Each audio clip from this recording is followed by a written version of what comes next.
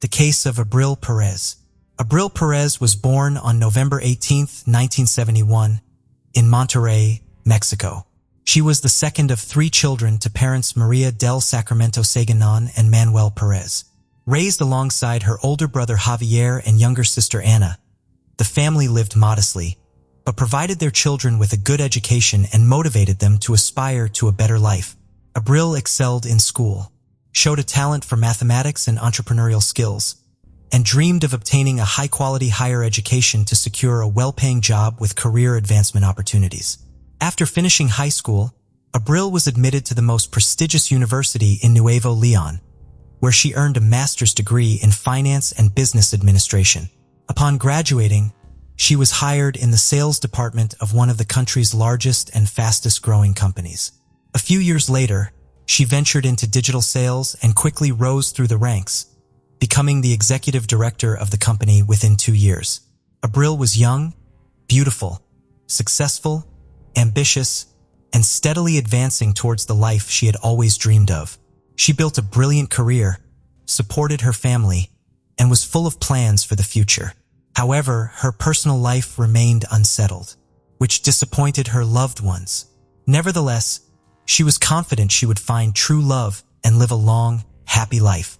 Little did Abril know how her marriage to the perfect man would turn out. Abril met Juan Carlos in the mid-1990s when her career was taking off. They were both ambitious, which created a strong connection between them. He was captivated by her beauty, charm, kindness, and intelligence, while she was drawn to his sharp intellect and determination. As their companies collaborated on projects, they crossed paths several times, eventually leading Juan Carlos to realize he was in love with Abril. Through mutual acquaintances, he obtained her phone number and asked her out on a date. The feelings were mutual and their relationship developed quickly. By 1998, they decided to formalize their relationship with a wedding. By then, they had both achieved considerable career success and were involved in developing online stores, which showed great promise.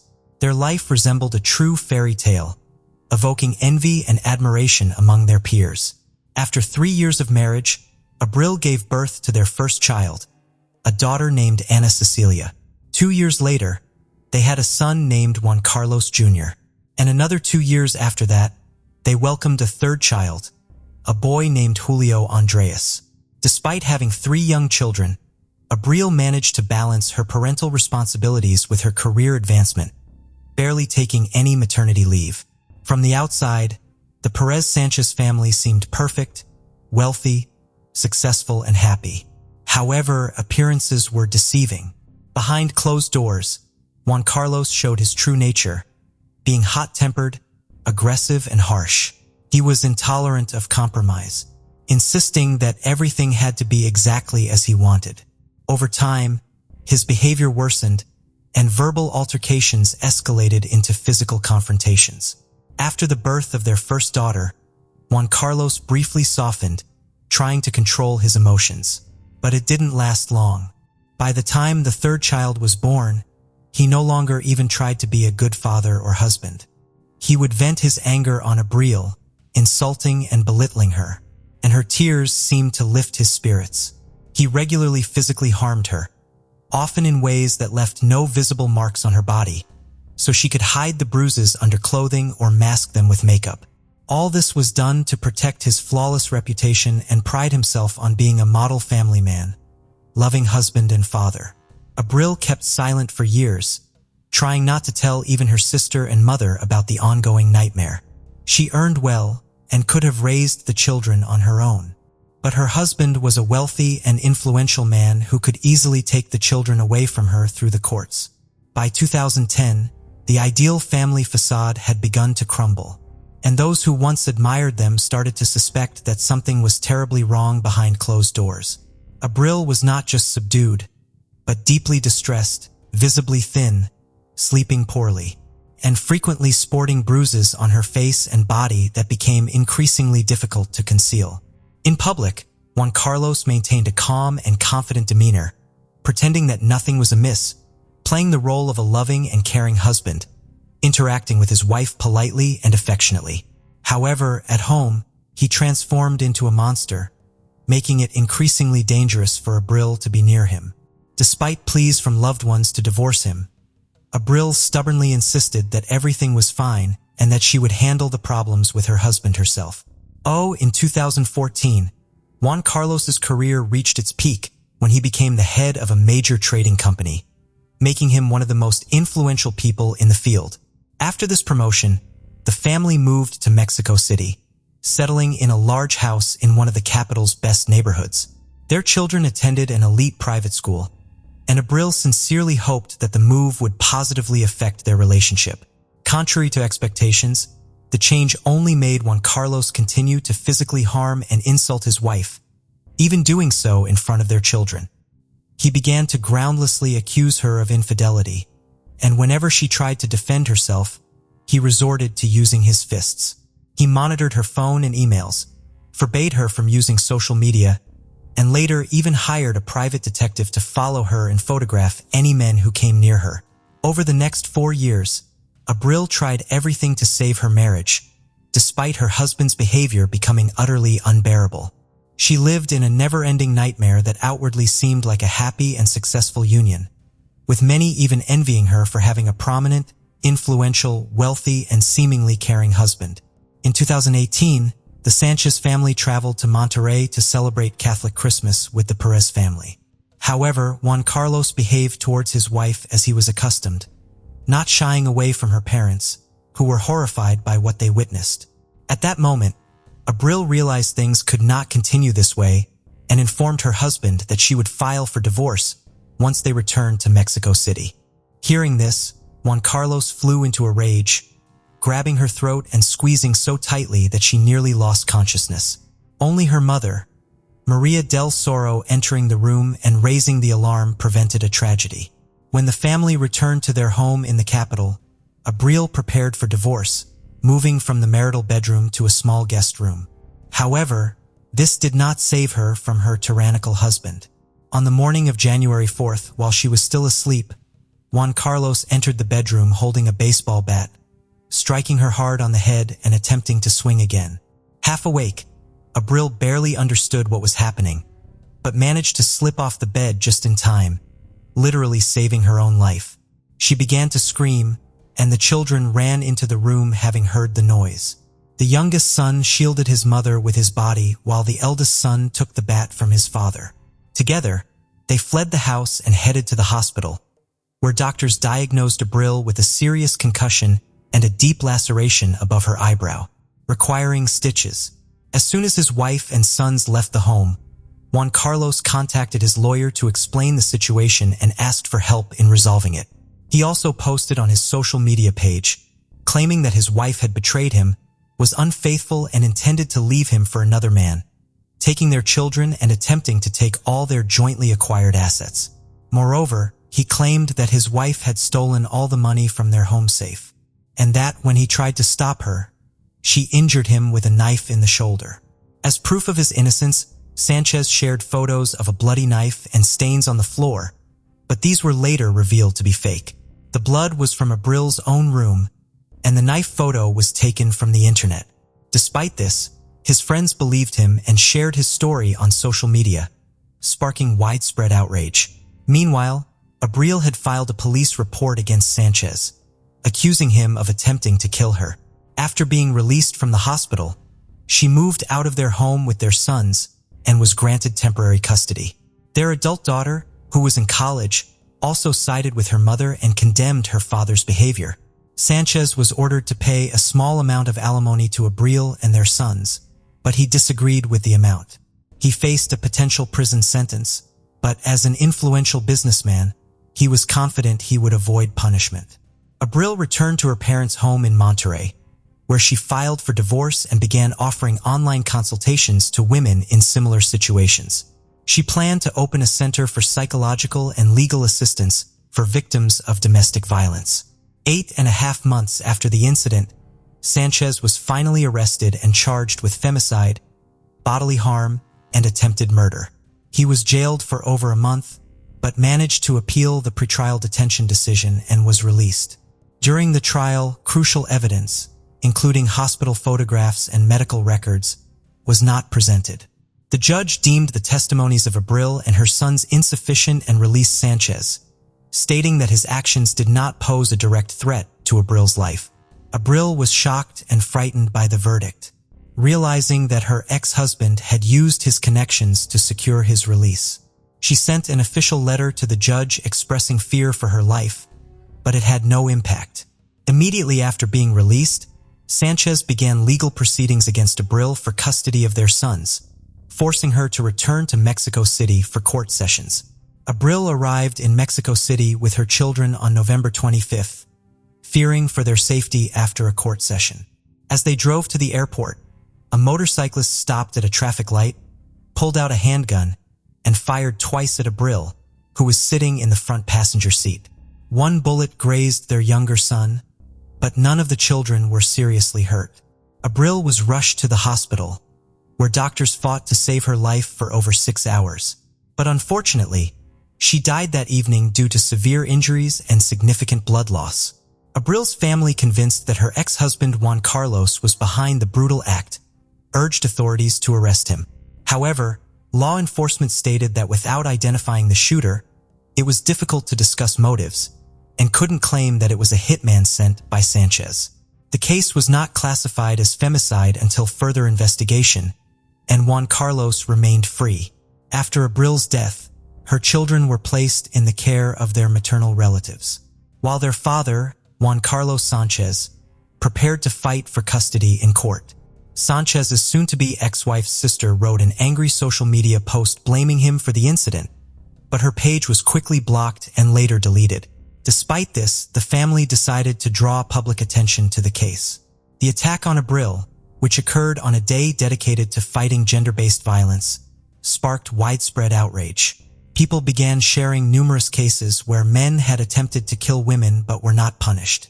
As a result, the General Prosecutor's Office launched a new investigation into Sanchez and instructed investigators to review the judge's decisions to release him. The judges involved in Sanchez's case were temporarily suspended and later removed from their positions. Mexican politician and women's rights defender Claudia Sheinbaum Parra confirmed that Abril's case had been reclassified as femicide and would be reinvestigated. The judges who had released Sanchez could face consequences for Abril's death if his guilt was proven. Sanchez posted on social media calling for the perpetrator of his ex-wife's death to be punished to the fullest extent of the law. However, his daughter Yana Cecilia left an angry comment, accusing her father of cruelty and sharing photos of her mother taken in the hospital after Sanchez had attacked her with a bat. Despite the media attention, Sanchez was initially left free under a restraining order, required to check in weekly at a police station. However, after he failed to appear, a warrant for his arrest was issued. He used his resources and connections to flee the country and enter the United States.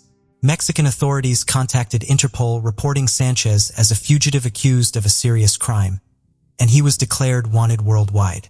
An investigation was launched to find the hitman who killed Abril. Street camera footage revealed 2 cars following her vehicle as she left the courthouse with her children and lawyer. The motorcyclist who committed the crime was not alone, but received instructions from individuals in the cars. It took investigators several months to identify some of the participants, and 2 suspects were finally arrested on March 5, 2020. Surprisingly, they did not resist arrest and began cooperating with authorities, hoping to reduce their sentences. It was confirmed that Sanchez was the mastermind behind the crime, having paid a substantial sum to 7 individuals involved in the act. The first to be caught were the driver of one of the chase cars and the motorcyclist who fired the fatal shots.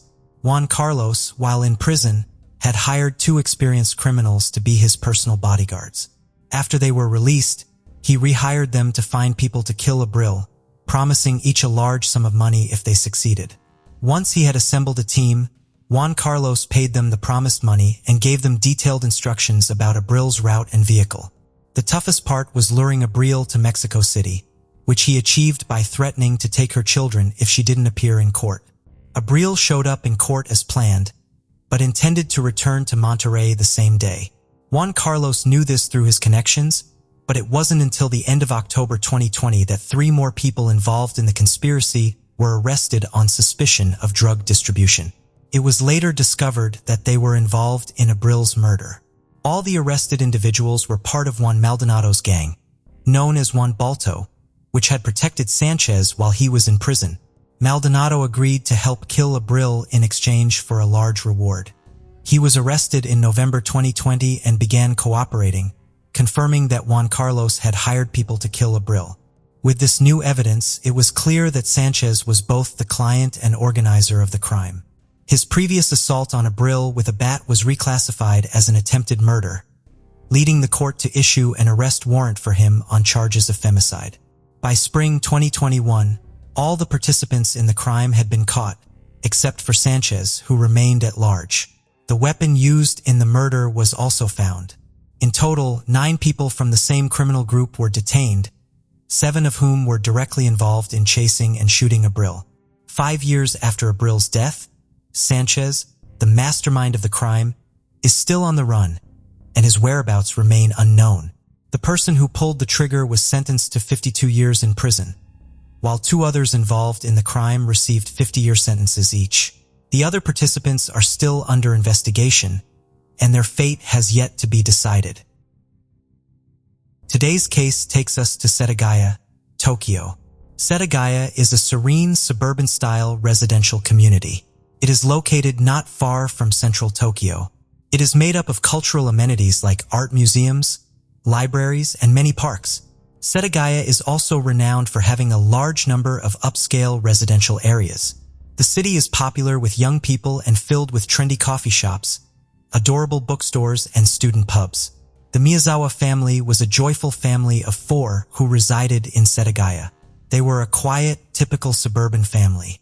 In December of 2000, the Miyazawa family had planned to spend New Year's Eve at home, enjoying a quiet evening, cooking a special meal and anticipating the coming year. Mikio, the father and the head of the family, was a 44-year-old businessman who worked in corporate identity development for Interbrand, a London-based international media and marketing company with branches in 19 cities around the world. Since it was a remote job, Mikio worked from home and had a private study on the ground floor, which he used as his office.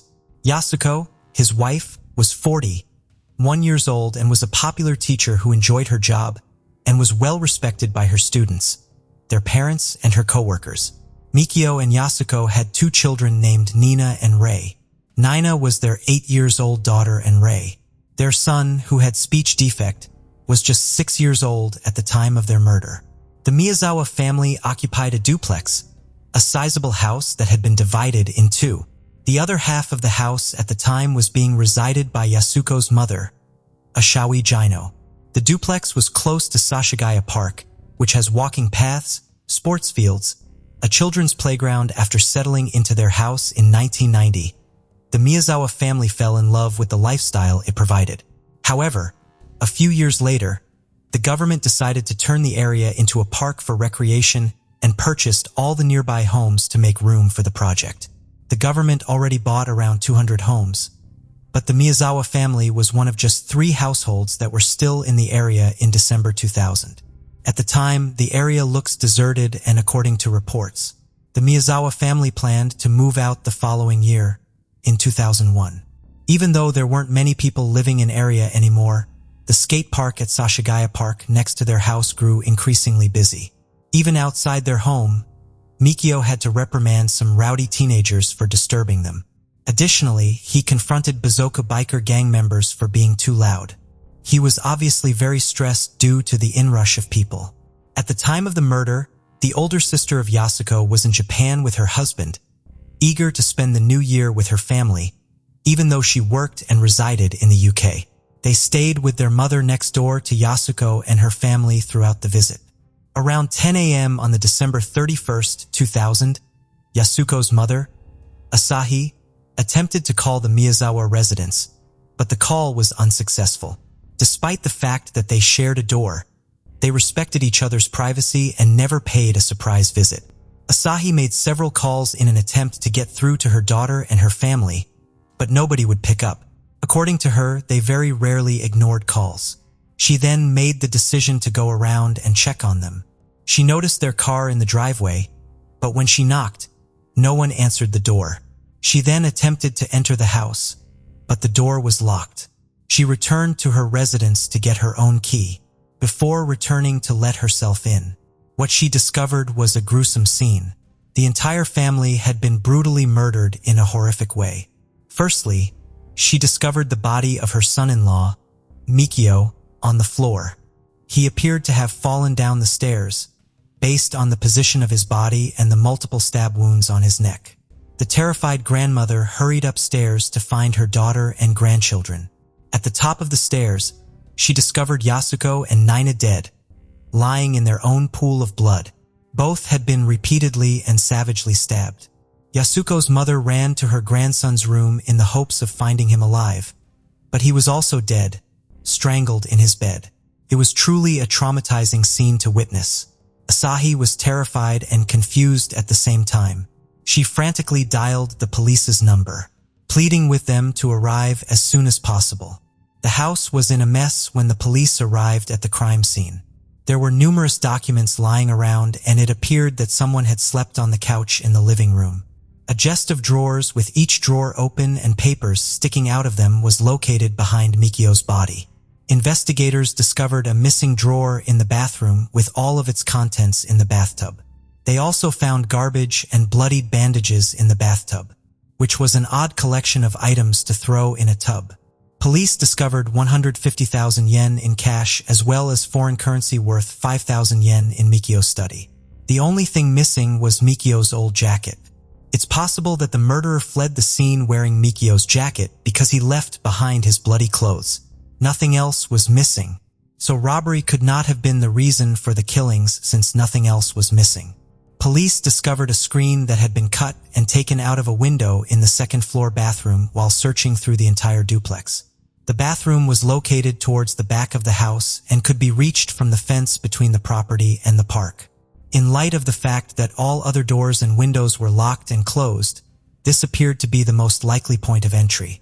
Footprints on the wall below the window were visible from the outside as well. As you walk from the bathroom, the kids' bedroom was the first room on the right. According to the police, Ray was sleeping in the room on the bunk bed he shared with his sister when the killer entered and strangled the child to death. Most likely noticing movement upstairs, Mikio went to see if his son was all right. He was pushed down the stairs after being stabbed with a sashimi knife at the top of the stairs. The next victim was young Nina. The murderer discovered her in bed with her mother on the third floor, which could only be accessed by a drop ladder. He attacked her but stopped midway through the attack when he realized that the sashimi knife's tip had come off while he was attacking Mikio. Yasuko and Nina likely believed the attacker had left at this point, so they descended the ladder to the spot where Mikio was attacked. Yasuko did her best to save her daughter by going to get the first aid kit. However, the murderer was not finished. He returned with one of their kitchen knives and discovered them at the top of the stairs, where he killed both mother and daughter. Yasuko and Nina sustained the most brutal assaults out of the 4 murders. According to forensics, after they both were already dead, their attacker kept stabbing them repeatedly. Yasuko was said to have made a valiant effort to fight off the attacker, desperately trying to protect her daughter from him, as evident by the wounds on her body. However, the killer was unfazed and saw that the job was completed. The perpetrator cut his hand during the attack and bandaged it with supplies from the family's first aid kit. In order to stop the bleeding, he had also used sanitary pads he discovered in the restroom. After he was done with his heinous crime, the killer comfortably remained in the house, which had been a happy family home just hours earlier. He drank some barley tea and ate some melon and ice cream from their refrigerator. He slept on their couch, used their toilet without flushing, and unplugged their phone. He also attempted to use Mikio's credit card to purchase theater tickets at 1:18 a.m. after logging onto the family computer. However, he did not finish the transaction because he lacked all the necessary security details. He went on to set up browser bookmarks for the websites of the business Mikio worked for and the institution Yasuko worked for as well.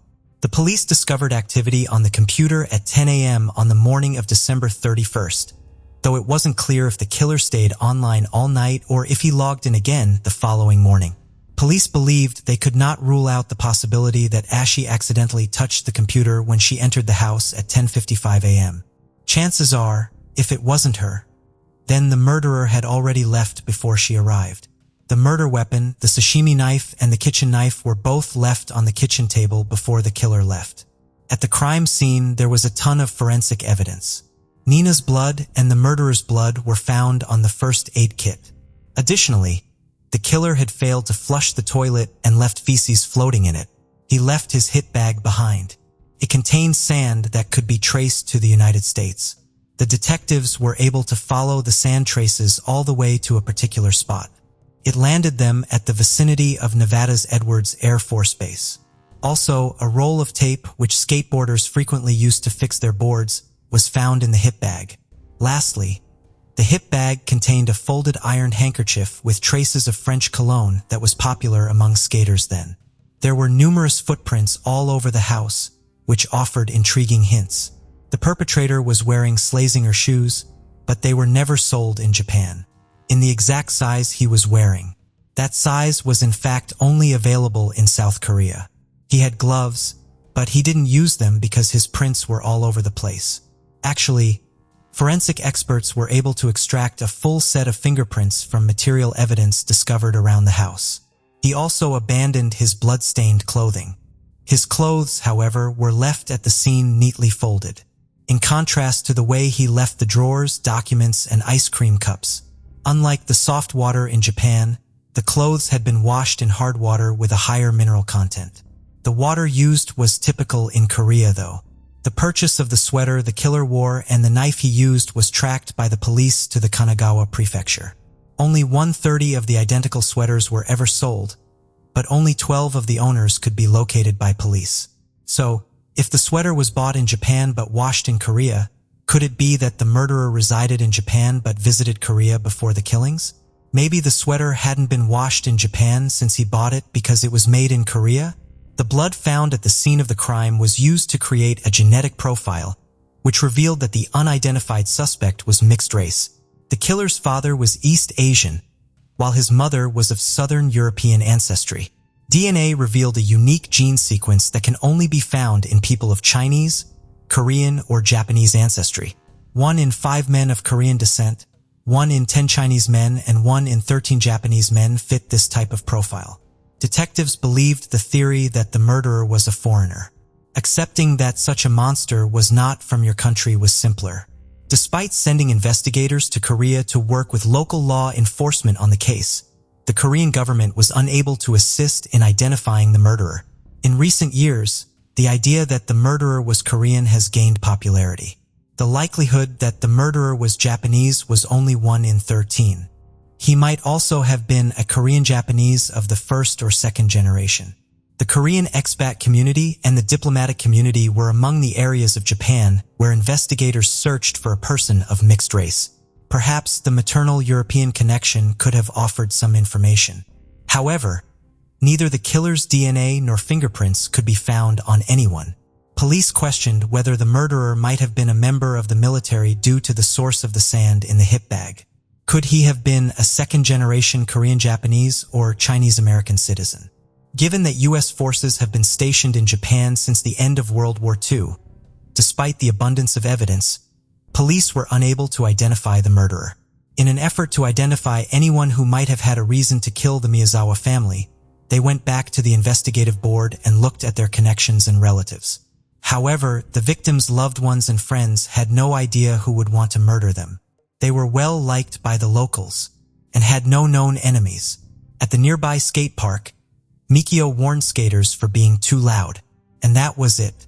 It undoubtedly wasn't a good enough excuse to brutally murder a man and his family. According to forensic evidence found in the killer's faces that were left in the toilet, he had consumed sesame seeds and string beans, a dish that is very popular in Japan and is typically made at home. This must have been consumed by the murderer prior to the killings because it was not consumed at the Miyazawa residence. Police took into account the possibility that the killer still resided with his mother. A timeline of the incidents leading up to the terrible night was created by the investigators. There were numerous reports of animals being killed and dismembered in the park next to the family's residence, just 6 months prior to the murders. In August 2000, locals discovered that a cat had been skinned. Police were able to identify the perpetrator of the animal abuse later on in the investigation. He worked as a bank clerk, and his actions had nothing to do with the murders of the Miyazawa family. Few days before the murders, Yasuko had informed her father-in-law on December 25th that a strange car occasionally parked in front of their home. A car had no business being there because the park's entrance was on the other side of the fence. They also discovered a strange man wandering around the house 2 days later. Local residents claimed to have seen a strange man on December 29th wandering through the neighborhood shops. He was dressed in skater gear and was in his late 30s or early 40s. They noticed that he was wearing the same clothes that were discovered at the crime scene. This seemed strange, especially given the season. He did not appear to be dressed warmly enough.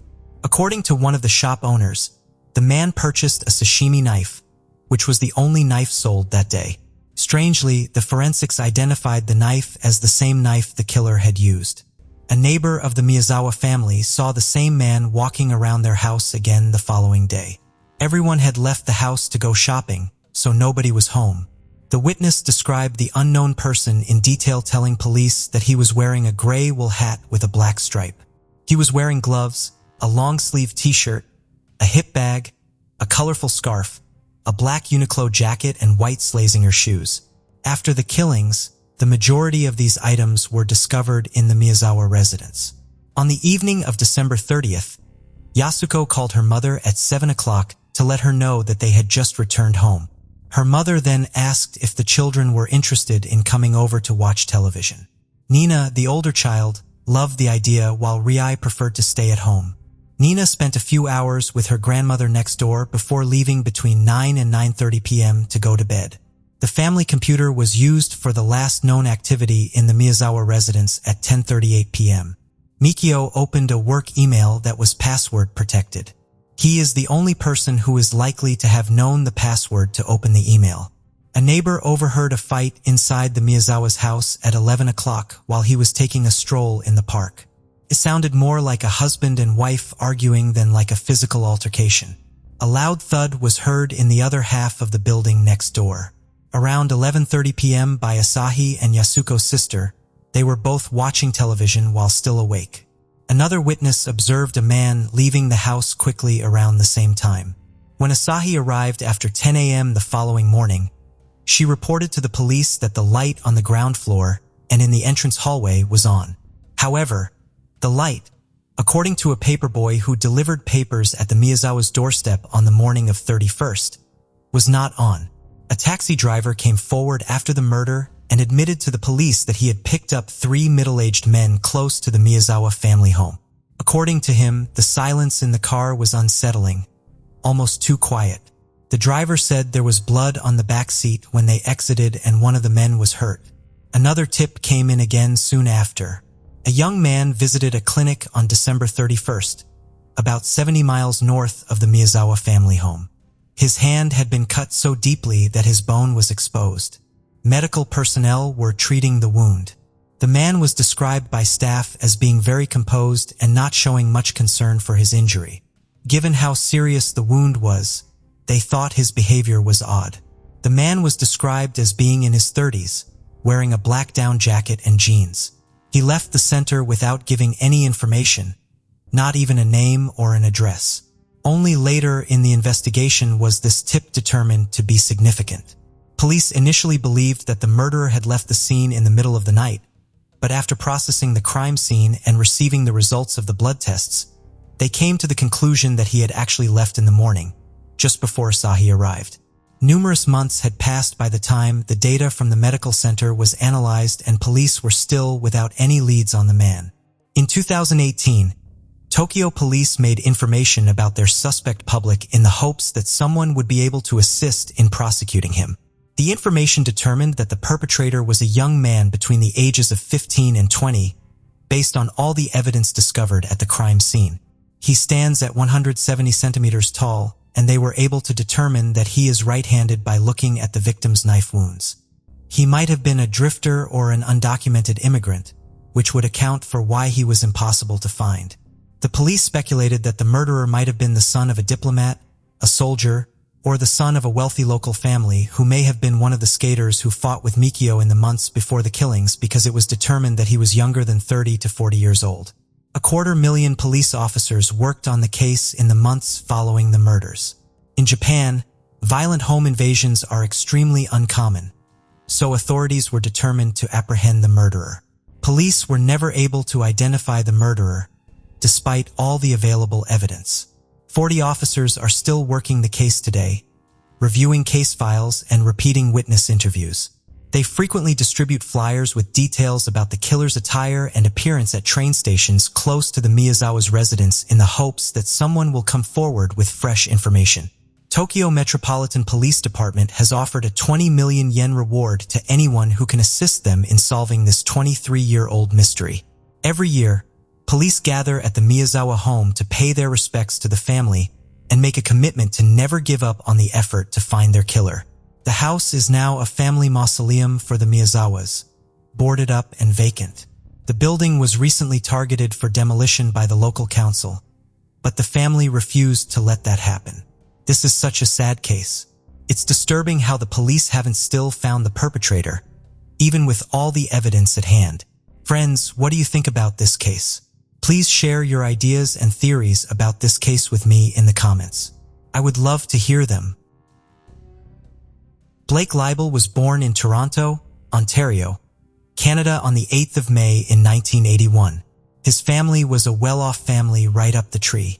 His father, Lorne Leibel, is well-known real estate tycoon and Canadian Motorsport Hall of Famer, while Blake's mother, Eleanor Chettle, inherited Alraz products from her father, Paul Chettle.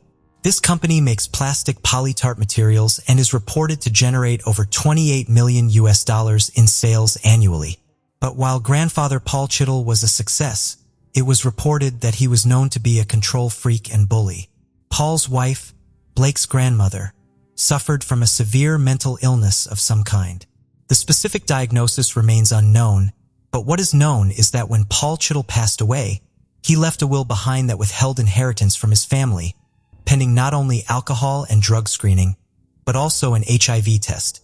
Once relatives successfully passed these stipulations, Paul Chettel's girlfriend would get 2 Mercedes-Benz cars, a Cadillac, and some other parting gifts, while Blake's mother got a payout of $12 million. Oddly enough, Blake's brother Cody Leibel was cut out of the will, with Paul Chettel stating that it wasn't out of lack of love, but rather that he knew Cody's father would adequately provide for him. On the other side of the family, Blake and Cody's father, Lorne Leibel, was a man who dated beautiful young women and took them out in fancy Ferraris. He was the envy of any man who set eyes on his fortunes or female companions. When Lorne Leibel split up with Eleanor Chettle, Blake lived with his mom while Cody lived with his dad. It was during this time that Blake and his father reportedly became distant and estranged, as Blake felt that Lorne wasn't providing enough for him financially. Even so, the Leibel family was, by all accounts, a highly successful one. Even Blake's grandfather Stanley Leibel was a well-known sailor who competed in the 1968 Summer Olympics and then later developed hundreds of homes across Toronto. Even Blake's aunt, Terry Leibel, is a Canadian journalist who served as a host for CBC's Olympic coverage during the 1996, 2002, 2004, and 2006 games. Blake and his brother Cody Leibel were destined for success right from the very start. Or at least they certainly had the financial environment around them to allow them to succeed at whatever they put their minds to. As a matter of fact, when Cody Leibel moved to California, he certainly left his mark of success on the world. He even sold his 5,500 square foot home in Beverly Crest for almost $18 million in 2017. The buyer was reportedly Katy Perry. Then later on the same year, Cody bought Reba McEntire's house for a reported $25 million, crowning him the youngest homeowner in Beverly Park history. This move made him neighbors with big names like Sylvester Stallone, Mark Wahlberg, Denzel Washington, and even Eddie Murphy. As the world's youngest owner of a Ferrari Enzo, Cody not only owned a record label, but he was a regular at a poker club called Molly's Game that reportedly hosted famous faces like Leonardo DiCaprio, Ben Affleck, Matt Damon, and Tobey Maguire. Cody Leibel certainly seemed as successful as the family that raised him. Cody's brother, Blake Leibel, moved to California in 2004. He reportedly still received an allowance from his mother that totaled close to $2 million in just 8 years. In 2011, Blake's mother Eleanor would die of brain cancer, leaving a huge inheritance behind to Blake and Cody. Roughly 2 years later, Blake challenged his mother's will to remove his father as trustee and deny his brother Cody his inheritance. But Blake, who reportedly didn't even attend his mother's funeral, received little sympathy from the courts. But who is Blake Leibel? He wrote and directed a comedy film in 2009 called Bold. It was very low budget and it didn't hit well at all. The movie was a massive flop with a 2.6-star rating on IMDb, but apparently you can still find it on Plex TV if you're curious. Blake Leibel also directed a 2013 film called Soulmates. He's even listed as a creative consultant and director on a few episodes of Mel Brooks' Spaceballs, the animate. In 2010, Blake published a graphic novel called Syndrome. The novel was about a man named Dr. Chettle, who happens to share the same name as Blake's own mother. In the novel, Dr. Chettle studies serial killers. He also goes as far as to recruit a town full of actors and then set up a fake Truman Show-style scenario. Next, he fakes the execution of a serial killer before wiping his mind and allowing the memoryless man to run free in the fake town, so Chettle can monitor his actions. The doctor's goal in the book is to cure serial killers. Chettel's character can be quoted saying that evil is not some mysterious force, evil is a syndrome. Co-author of the book, Ryan Roberts, stated that Blake told him that he had done a lot of research on serial killers. Ryan also recalled how Leibel jerked his hands upward when showing how a victim could be flipped upside down in order to drain them of fluid. In hindsight, Ryan Roberts said he'll never forget that. While Blake didn't actually write or illustrate the final edition of Syndrome, he was credited as creator of the book, and he wrote an introduction at the start of the novel, asking the question, if you loved hurting things, what would you do? Syndrome, Blake's biggest success, and it ended up with him giving away stacks of the graphic novels for free at Comic-Con in San Diego. A producer said Blake wanted to be a respected comic book artist, and he used his cash to try and buy that image. He tried hard to come across as cool and edgy, but it was clear to everyone that Blake Leibel had some serious mental issues that he needed to address. His mental state had begun to deteriorate, and he was spiraling into a dark abyss. Those close to him had started to recognize the signs, but none could foresee the depths to which Blake would ultimately sink until it was beyond anyone's reach to save him. Blake Leibel had quite the romantic life. In 2006, Blake met a Californian model named Amanda Braun. Amanda was previously in a relationship with Andrew Alchek, who died in prison following convictions for crimes committed as a crooked hedge fund manager. After 5 years of dating, Blake and Amanda finally tied the knot in 2011. Not long after the wedding, Amanda Braun Leibel gave birth to a son.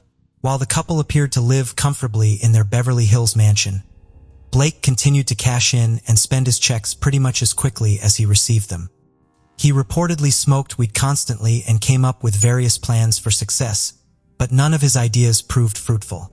During this time, one of Leibel's friends said Blake was developing a dark obsession with brutal violence.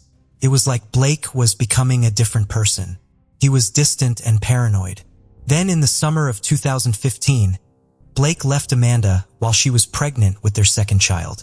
This was reportedly due to his pot-smoking habit consuming his life. But I'd say there was more than a marijuana issue brewing. Blake began isolating from almost everyone as he sank deeper into a world filled with gore, violence, and darkness. He even stopped returning his family's calls and began to suspect that his brother Cody was in deep debt. Some Russian gang members, and he was worried it could potentially bring harm back his way. But there was never any evidence that Cody Leibel owed any major debt like that. And no one could understand why Blake's sanity was spiraling out of control. But most of his friends claimed it was initially the death of his mother that brought on this dark madness. Eleanor Chettle's $5.5 million home in Toronto, plus the millions of other dollars acquired due to her death, just wasn't enough for Blake. He was broke, and when he failed to have his mother's will overturned in 2013, he turned to his father to help him pay for his mounting credit card debts. Then Blake was sued by his lawyers for non-payment in the unsuccessful case of Eleanor Chettle's will. After Blake split up with Amanda, he began pitching another original script called Psychopump. It was about a caped vigilante that cuts off the heads of villains and then uploads his antics to YouTube. But reviewers of the script stated that it was terrible in every way possible. There wasn't one thing about Blake Leibel's new project that anyone liked. It was likened to a bad rip-off version of Batman, where Batman is violent, psychotic, stupid, sadistic, and highly unlikable. Psychopomp was nothing more than a gratuitously violent film, devoid of any imaginative flair. However, there were whispers that Hilary Shore, a producer involved in Children of Men, had expressed interest in the Psychopomp screenplay. Yet, this supposed development never materialized. While married to a pregnant Amanda Braun, Blake had started seeing Yana Casian, a stunning 30-year-old Ukrainian former attorney from Kiev. In no time, Blake got her pregnant too, and for a while they seemed happy and healthy, as Blake pulled Yana into his fantasy world of Hollywood hot pink. All the while, his mental decline was picking up speed at a volatile pace. In May of 2016, Yana gave birth to a baby girl named Diana, and to outside observers, the new family appeared to be doing well. However, the reality was far from idyllic. Blake harbored intense jealousy towards the infant, as a storm of anger raged within him. No longer the sole object of Yana's affection, Blake found himself replaced by baby Diana, pushing him to new heights of psychological instability. He incessantly demanded sexual attention from Yana, threatening to abandon her for another woman if she refused his advances. In an attempt to salvage their relationship, Yana sent her newborn daughter to live with her mother in a nearby apartment, which Blake financially supported. Then, on the 20th of May, Blake Leibel was arrested for sexual assault not far from his condo. The alleged victim was Blake's third girlfriend, Constance Bucafori. She'd been living in another house he owned that was also a couple of miles away from his West Hollywood apartment where he lived with Yana. Constance claimed Blake forced himself on her in the house.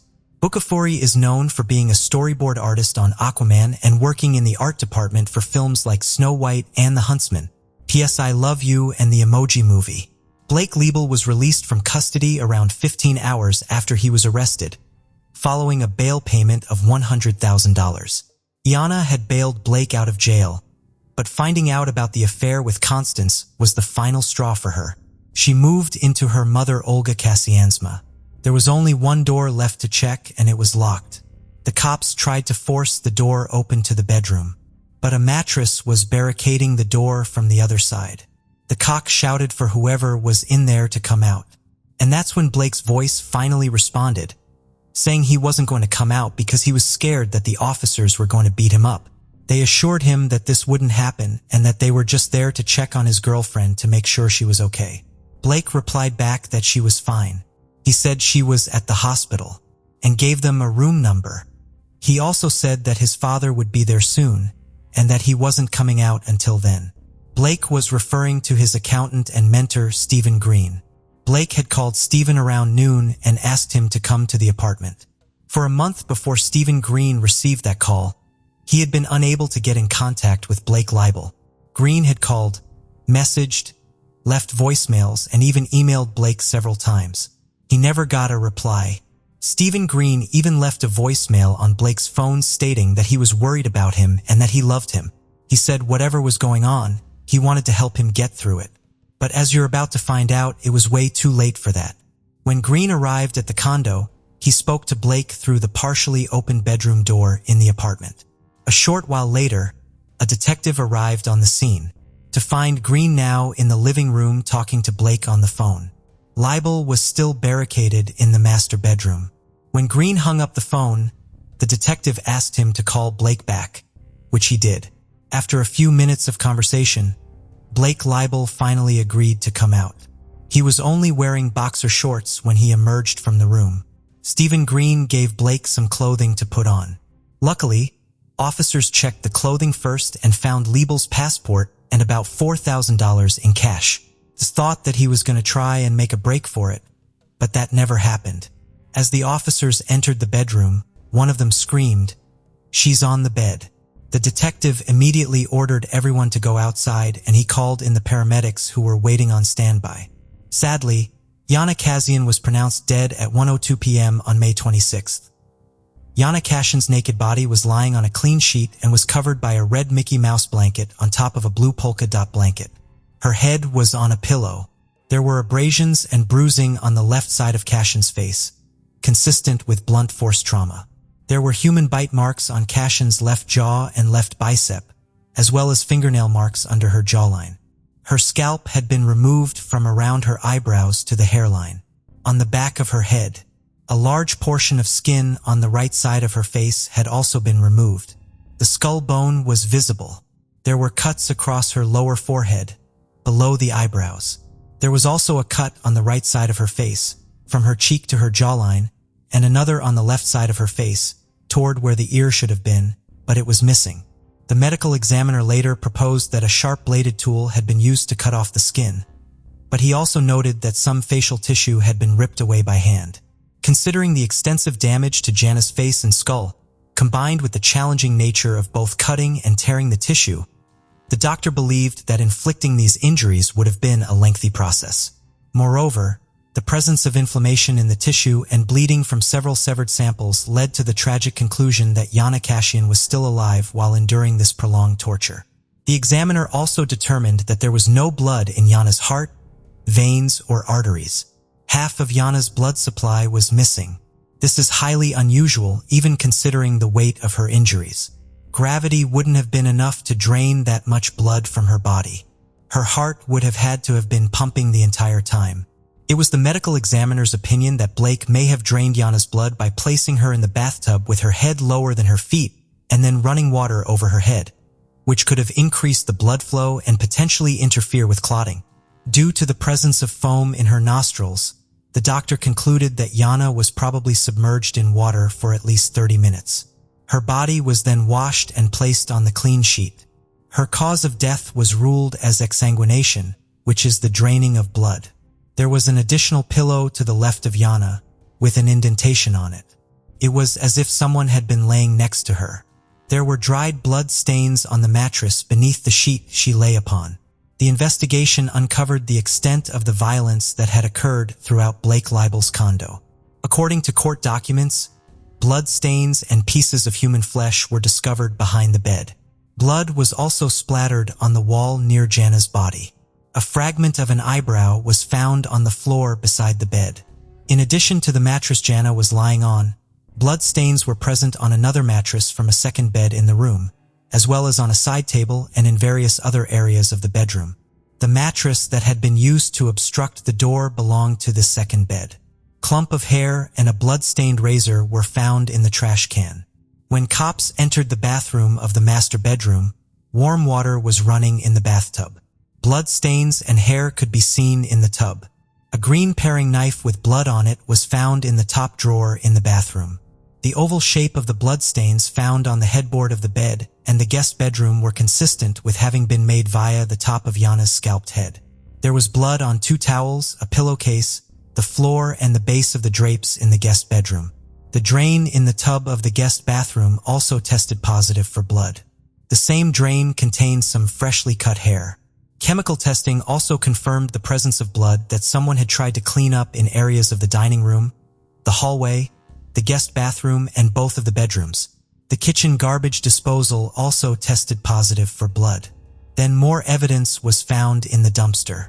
Inside trash bags that had been thrown down the garbage chute, mere feet from Blake's condo door, investigators found blood-stained bedding, towels, clothing, bath mats, placemats, a bed skirt with bloody handprints, human tissue, including some pieces with hair that appeared to be scalp, and the missing ear. Samples taken from Blake's hand and fingernails also contained Yana's DNA. Yana's hands showed signs of injury consistent with self-defense.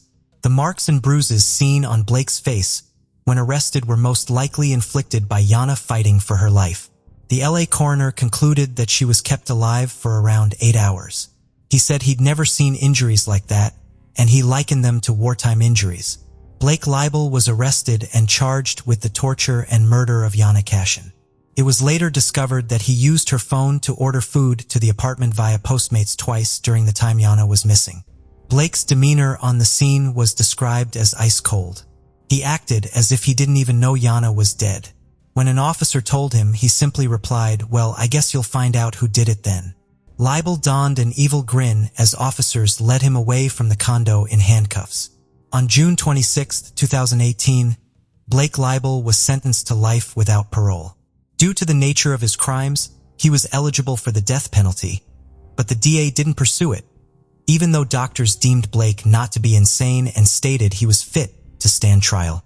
It took the jury just 3 hours to deliver a guilty verdict. Blake was also ordered to pay about $43 million to Yana Casian's family. Cody Leibel was present on every day of the trial. Blake's father never showed up. Yana Casian had only been living in the United States for a couple of years before tragedy struck. She was working on becoming a translator. What happened to her was absolutely devastating. It was a crime with little motive outside of Blake's narcissistic desire to control women with his allowance. It was as if this aged, evil little boy had never been rejected. And once he was, or rather felt like he couldn't take it. His ego collapsed, and he snatched away the life of his newborn daughter's beautiful mother in the cruelest way possible. Blake Leibel will rot in prison where he belongs, alone with no one, nothing, and no future that will lead to any shedding of light in his direction. This case started on a freezing Saturday night in December 1991 in Austin, Texas. Two 17-year-old girls named Eliza Thomas and Jennifer Harbison were co-workers at the I Can't Believe It's yogurt store at the North Cross Mall. It was almost 11 o'clock at night and their shift was about to end. A little bit after 10 o'clock, Jennifer's sister, 15-year-old Sarah Harbison, and her friend 13-year-old Amy Ayers were hanging around the store. They were waiting for the girls' shift to end since the four of them were going to a slumber party together that night. To avoid being late to the party, Sarah and Amy entered the store to assist Eliza and Jennifer close up in time.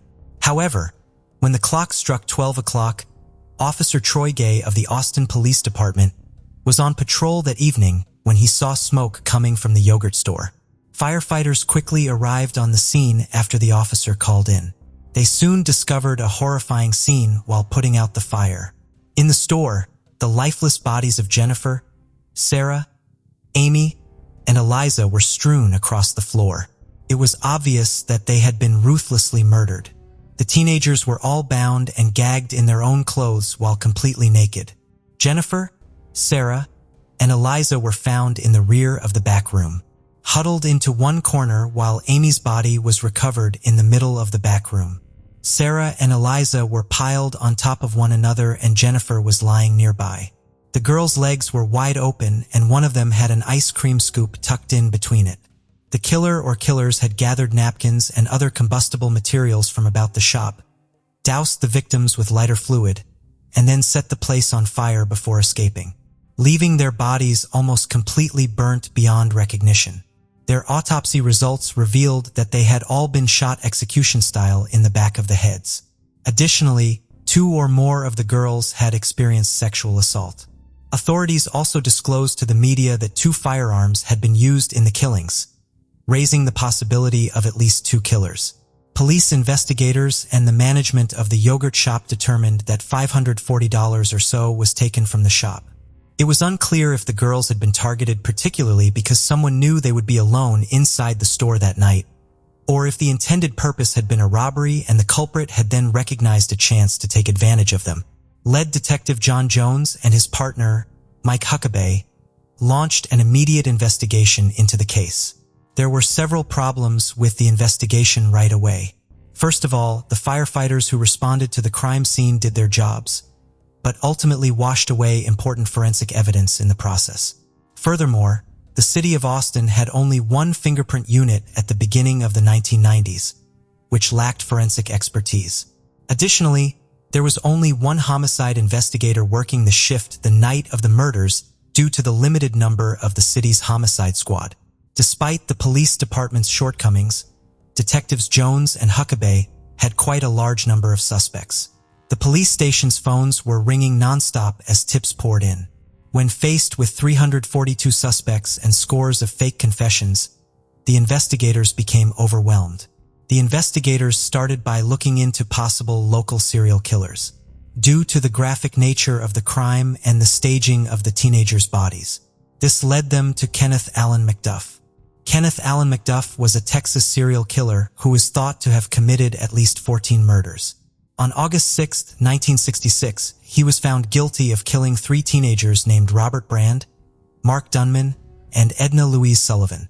These killings were known as the broomstick murders, because Edna's neck was broken like a broomstick after she had been sexually abused numerous times. For his crimes, Kenneth Allen McDuff was given a death sentence, but in 1972, the U.S. Supreme Court decided to end the death penalty in a 5-4 ruling, and his sentence was altered to life in prison with the chance of parole. He was granted parole in 1989 as a result of prison overpopulation. It is believed that Kenneth Allen McDuff further committed numerous killings upon his parole, including the 1992 slaying of Melissa and Northrup, a 22-year-old Texan. After many years of eluding authorities, McDuff was ultimately apprehended and put on death row. On November 17, 1998, the day before he was put to death, he admitted to killing the 4 teenagers at the yogurt store. He was foolish if he believed that making this last-minute confession would save his life. That day, as planned, he was put to death. Detectives looked into McDuff's confession, but disregarded him when fingerprints and hair taken from the yogurt store could not be used to identify him as the killer. About 8 days after the brutal killing of the girls, investigators received a tip to look into a teenager named Maurice Pierce. Maurice Pierce was a 16-year-old boy who was spotted with a gun that night at the North Cross Mall, where Sarah and Amy were hanging out before going to the yogurt store. The weapon was a handgun with a .22 caliber, the same caliber as one of the weapons used to kill the girls. However, nothing came out from the lead when Detectives Jones and Huckabee questioned Pierce, along with his 3 friends who accompanied him to the mall. Ballistics analysis of Maurice Pierce's gun revealed that it did not match the murder weapon. Additionally, just like with McDuff, none of the 4 suspects were identified by the fingerprints and hair samples taken from the crime site. The detectives eventually moved on from this. The case was given to new detectives after years went by without any arrests. Then in 1999, Forrest Wellborn, Michael Scott, Robert Springsteen, and Maurice Pierce, the 4 earlier suspects now in their 20s, were apprehended for the killings at the yogurt store. These were the same suspects who had been questioned 8 days prior to the girls' deaths and had been let go due to a lack of evidence. Michael Scott, one of the suspects, admitted to the murders. He wasn't alone, though. Robert Springsteen also admitted to killing the girls and raping one of them. The police were sure they had their killers after these confessions. According to the theory, the 4 boys had intended to rob the yogurt shop. Forrest Wellborn waited outside and kept watch as Michael Scott, Robert Springsteen, and Maurice Pierce entered the store. The theft went horribly wrong, though, and all of the females were killed. The allegations against Wellborn were dropped after the authorities made 2 attempts to indict him for the killings, but were unable to do so due to a lack of evidence connecting him to the crime. Charges against Maurice Pierce were also dropped due to a lack of evidence, which was extremely difficult for the police and the families of the victims to accept, because he was thought to be the mastermind behind the crime and the subsequent killings. Both Robert Springsteen and Michael Scott were found guilty of capital murder after separate trials for the yogurt store killings. The state of Texas had approved a new death penalty statute, making it feasible for Robert Springsteen to receive the death penalty even after the Supreme Court decision in 1972. But Michael Scott received a 99-year jail sentence. However, shortly after their trials, grave questions were presented that showed Springsteen and Scott might not have been guilty. In the beginning, there was no tangible proof connecting any of them to the crime. Both men added that their confessions had been forced upon them, and there was some proof to support their assertions. One of the detectives working on the case was reassigned after it was claimed that he had forced confessions in an unrelated case. Additionally, a picture of another Austin police officer aiming a gun at Scott's head during questioning surfaced.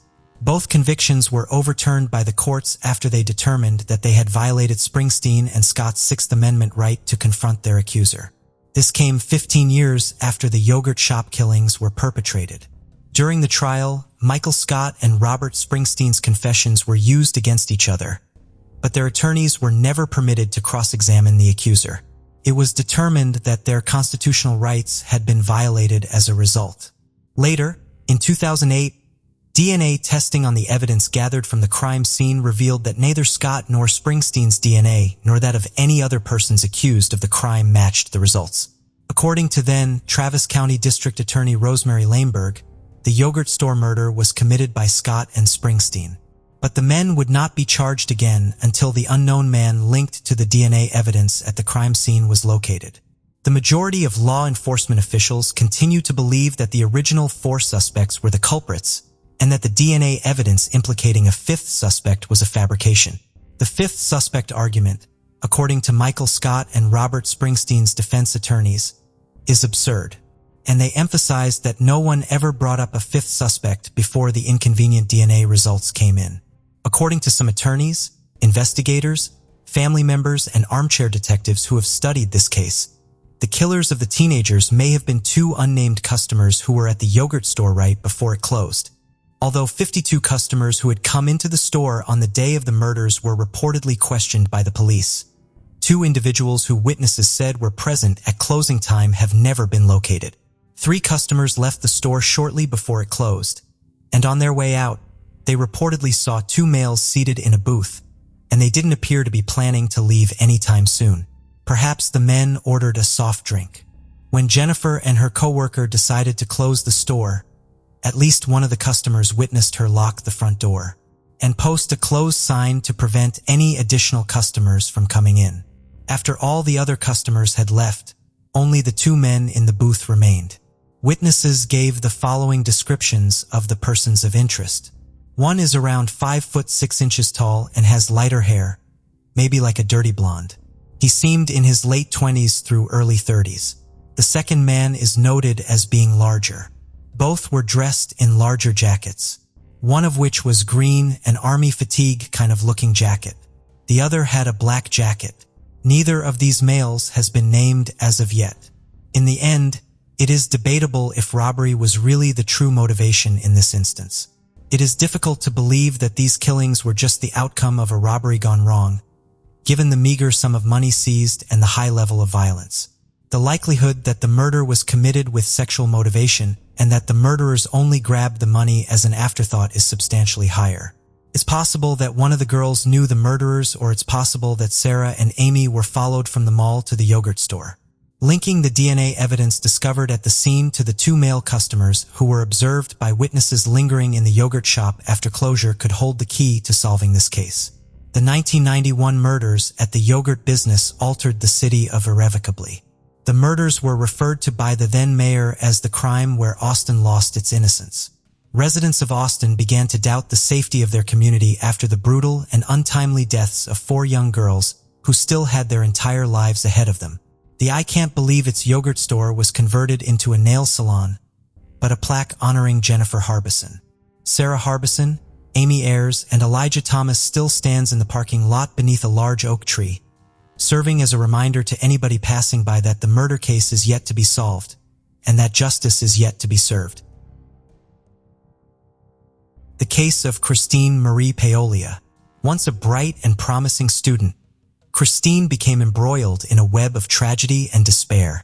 Her story serves as a cautionary tale, highlighting the dangers of unaddressed mental health challenges, peer pressure, and the devastating impact of unresolved trauma. Christine Marie Pyler was born on March 31, 1986, on the peaceful shores of Long Island, New York. She was the second child of Lori and Charles, with her father working as a construction worker and her mother tending to the home. During her early years, was known to be a lively and sociable child, though she could also be shy at times. She shared a close and affectionate relationship with her doting father. Tragically, Christine's life was shattered when her father met an untimely demise in a construction accident, crushed by falling bricks. The sorrow continued to engulf her as she lost her grandfather and great-grandmother soon after. Bereft of her father's comforting presence, Christine's family struggled with grief.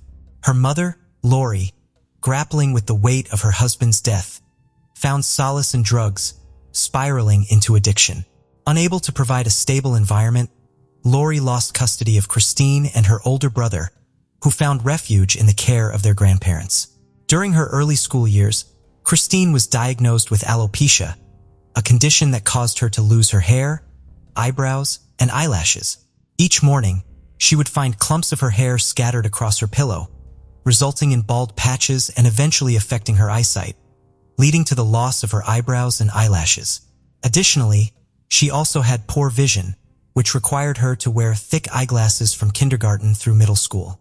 Christine endured persistent taunts and bullying from her peers, a relentless assault that severely undermined her self-esteem. Isolated and despondent, she grappled with loneliness and depression. Deprived of the companionship of friends to share her trials and triumphs, her classmates struggled to understand the cause of her thinning hair, leading to persistent teasing and mocking. Despite her attempts to conceal the loss with wigs, often described as bulky and reminiscent of Halloween costumes, she found no respite from the ridicule, further adding to her distress. Her drawn-on eyebrows also drew attention, fueling the mockery she faced, even with the wigs. Her torment persisted, escalating to the point where other children would brazenly remove them. Each morning brought a sense of dread, as Christine faced the uncertainty of which classmate would inflict pain upon her that day, deepening her anguish and resentment towards school. After reuniting with her mother, who had overcome her addiction and remarried, Christine and her family left Long Island behind and relocated to Clear Lake City, Texas, a suburb of Houston. This new environment offered a fresh start for Christine and her siblings. Living in a predominantly upper-middle-class neighborhood and enrolling in Clear Lake High School, Christine prepared herself for the possibility of continued bullying, but fate had other plans.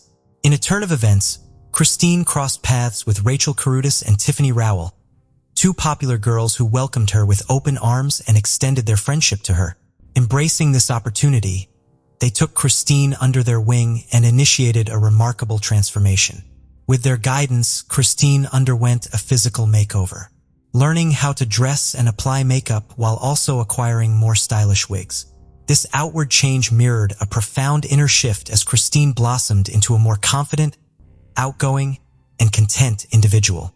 With Rachel and Tiffany by her side, Christine effortlessly became part of the social scene at her high school, where she was embraced and admired by her classmates. Her transformed demeanor, brimming with confidence and charm, led to her being crowned Miss Irresistible in 2003, marking a poignant milestone in her journey of self-exploration and personal growth. Rachel and Tiffany exemplified social grace, effortlessly navigating popularity while remaining genuinely kind and inclusive. Rachel, with her flowing locks and captivating smile, exuded intelligence and charisma, considering a future in the United States Air Force alongside her passion for art and childcare.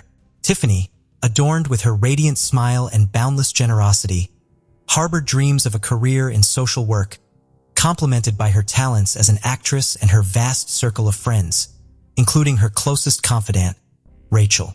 Although a year ahead in school, they welcomed Christine into their fold, fostering a deep bond of friendship together. The trio reveled in laughter and camaraderie, with Christine finding solace in their company to the extent of shedding her wig, a symbol of her newfound comfort and happiness, as observed by her delighted mother in the summer of 2003. Rachel and Tiffany, at the age of 18, began a new chapter by moving in together. Meanwhile, Christine, who was 17 years old, remained in her final year of high school and frequently visited the pair. It was during this time that Christine started a relationship with Christopher Lee Snyder, a 21-year-old man. However, Christine's mother, stepfather, as well as Rachel and Tiffany disapproved of the relationship. Their concerns were rooted in Christopher's history of drug abuse and his extensive criminal record, which included armed robbery. Despite the warnings from her loved ones, Christine continued the relationship, leading them to express their belief that she deserved better. Eventually, Christine found herself treading the same path as her boyfriend, succumbing to the allure of various drugs alongside Christopher. Christine's mother would later describe their relationship as toxic, revealing that Christopher not only isolated her daughter from loved ones, but also subjected her to alleged sexual assault. The couple's dynamic was plagued by intense jealousy, leading to frequent and heated conflicts. One particularly humiliating incident occurred when Christopher brazenly appeared at Christine's school, forcibly removing her wig in a deliberate attempt to shame her in front of classmates. Battling deep-seated insecurities and an unquenchable need for Christopher's attention, Christine became possessively jealous whenever he interacted with other girls.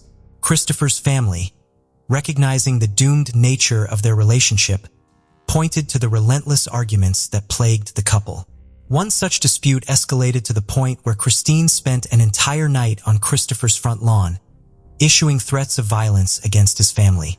The police were frequently called to intervene in Christine's tumultuous relationship, and Christopher allegedly confided in his loved ones that he was truly frightened by only two things: the authorities and Christine herself.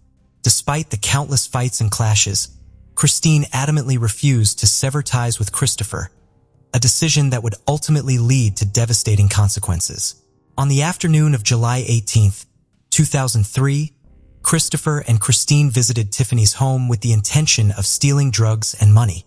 Tiffany was present with her boyfriend, Marcus Presella, his cousin, Adalbert Sanchez, and Tiffany's friend, Rachel. Allegedly, Marcus and his cousin were involved in drug dealing, leading Christopher and Christine to believe that drugs were stored in Tiffany's home.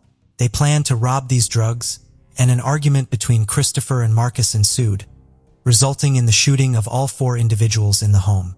Tiffany and Rachel sustained multiple gunshot wounds, including shots to the crotch, indicating a motive of sexual aggravation and jealousy.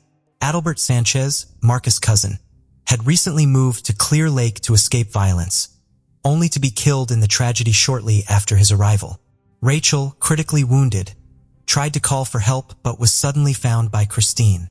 In a shocking turn of events, Christine repeatedly hit Rachel on the head with the butt of her .38 caliber revolver until Rachel stopped moving. Christine later confessed to the police that Rachel had begged for her life, but Christine had chosen to kill her anyway. Less than an hour after he committed the murders, Christopher drove Christine to her job at Walgreens, where she worked at the makeup counter, and she acted as if nothing had happened.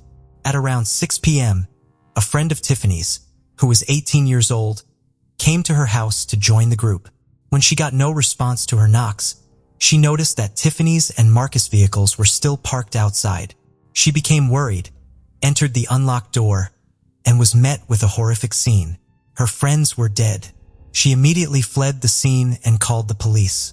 The police characterized the crime scene as excessively brutal, earning the label overkill due to its horrific nature, initially suspecting it to be linked to drug trafficking.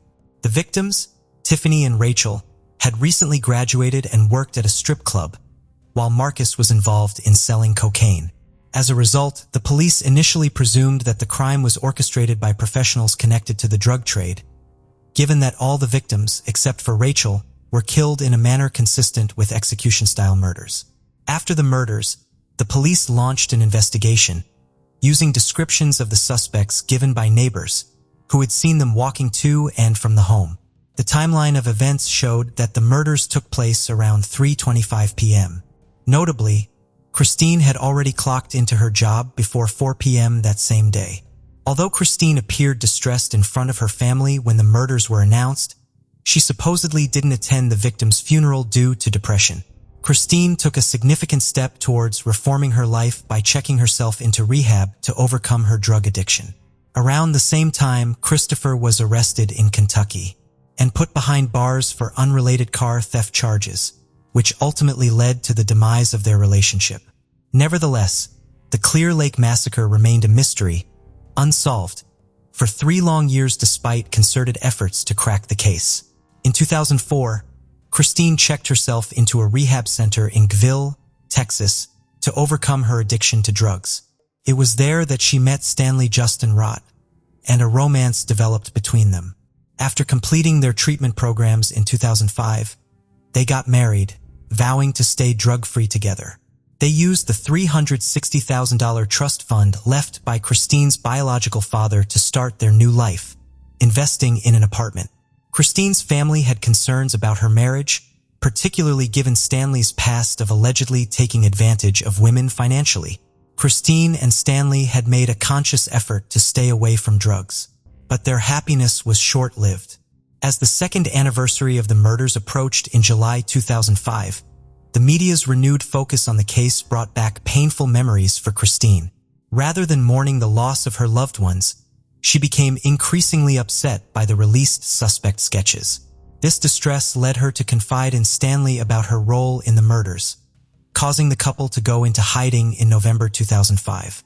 Christine and Stanley were living in a San Antonio motel room where they spent the following 8 months regularly using heroin and cocaine. On July 8, 2006, the police received an anonymous tip about the murders. The informant claimed to have been in rehab with Christine and overheard her confessing her involvement in the crime to Stanley. Acting on this information, the police located Christine on July 19, 2006, and placed her under arrest. Stanley was also apprehended after the authorities discovered 70 vials of heroin in their room. While in custody, Stanley disclosed a startling revelation to the police. He alleged that Christine had confessed to him that after the shooting she encountered Rachel, who was still alive, and proceeded to kill her friend by beating her to death. Christine tried to shift the blame to her ex-boyfriend Christopher. During her questioning by the detectives, saying he came up with the plan to rob her friends, which went wrong. She told the police that all she wanted was to get drugs and money and didn't mean to hurt anyone. According to Christine, a fight broke out between Christopher and one of the men there, and shots were fired.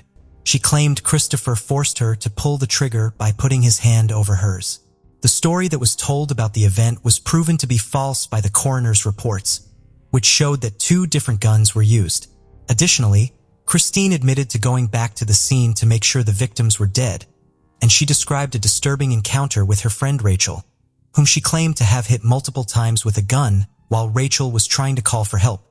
Despite possessing this knowledge, Christine's defense attorneys maintained that she had never wielded a firearm and harbored no intention of causing harm. Meanwhile, Christopher, the other perpetrator in the crime, was released from jail. However, upon police entering his residence, they discovered that he had vanished without a trace, even before law enforcement arrived.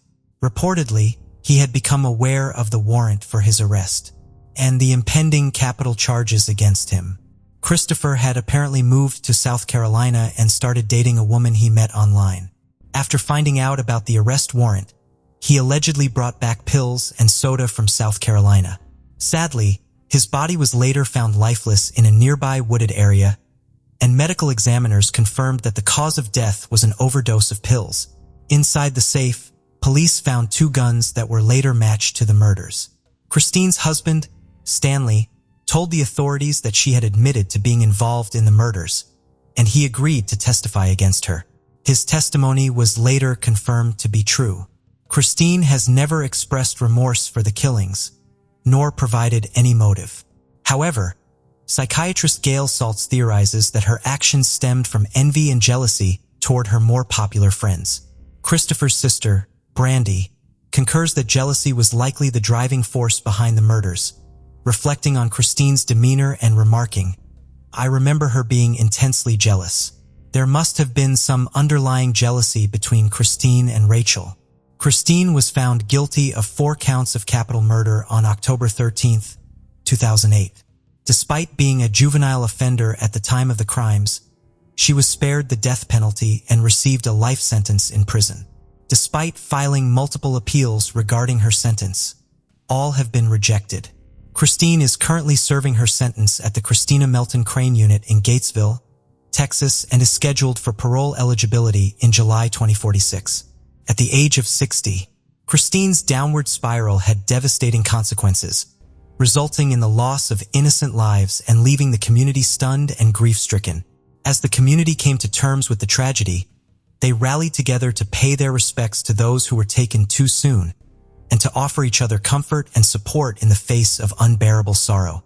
The tragic outcome of Christine's story serves as a poignant reminder of the urgent need to prioritize mental health awareness and to provide timely support and intervention to individuals grappling with trauma and mental health problems. Nottingham, England, 2008. 21-year-old Joanna Whitten returned to the flat she shared with her partner of 3 years, 20-year-old Matthew Pike. She entered and turned on the light to see blood covering the floor of the living room. As she walked into the dining room, she found the body of her partner on the floor. He had been stabbed a shocking amount of times, something that could only be considered overkill. On the side of his computer were 3 letters written in blood, seemingly by Matthew himself. Soon after this, Joanna received a message on Facebook which read, "I'm sorry for having caused so much trouble lately. I hope you won't lose all your hope. We will be there for you." She knew immediately who had done this, and a huge manhunt was now underway. One that would travel overseas all the way to Limburg, just outside Frankfurt in Germany. 20-year-old Matthew Pike lived on North Sherwood Street, just above a pub in the city center of Nottingham. He had moved over from Suffolk after dropping out of his physics course at university, but in May plans to re-enroll at Nottingham Trent and was keen to finish his studies. His mother said he was modest, witty, and easygoing, with a huge love of technology. He spent a lot of his time on his computer building websites and talking on forums. On the internet, he went by the name Shade, and his girlfriend Joanna was known as Jojo. Matthew and Joanna spent a lot of time playing a Nintendo game called Advanced Wars, a chess-like turn-based strategy game centered around defeating opposing armies on different maps, with various mini-tasks in between. Matthew and Joanna often used the now inactive website, Advanced Wars Bunker. Another user that frequented the site as well was someone under the name Eagle the Lightning, and this user talked to Matthew and Joanna a lot. After Advanced Wars Bunker closed down, Matthew, Joanna, and a user by the name of Eggy created and began managing a site called Wars Central. Wars Central was focused on the Nintendo Wars series of games, Advanced Wars, Battalion Wars, Game Boy Wars, and Famicom Wars. It gave the community that loved the games a place to come together trading strategies and advice.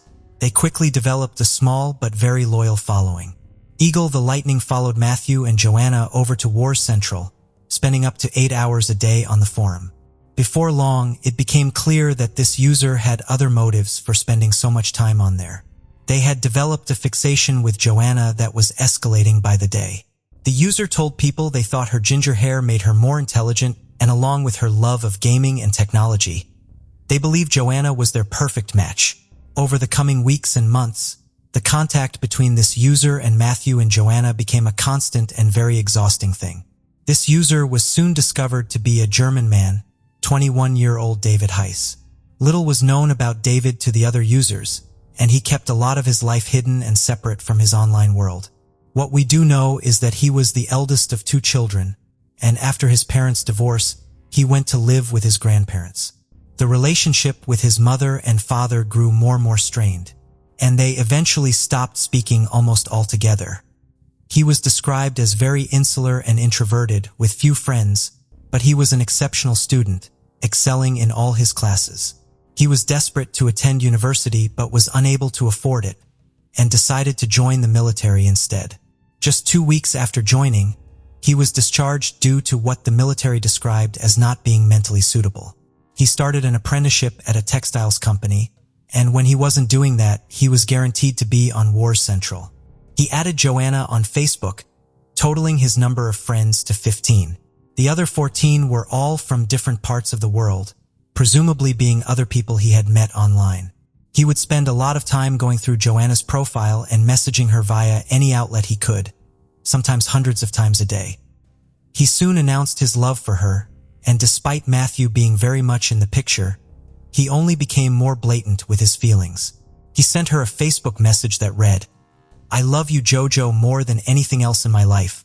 I shouldn't, but I can't help it, and to be honest, it's a great feeling. You're my first thought when I wake up and the last one when I go to sleep." Joanna repeatedly ignored his messages and tried not to worry about it too much, thinking the obsession would soon wear off.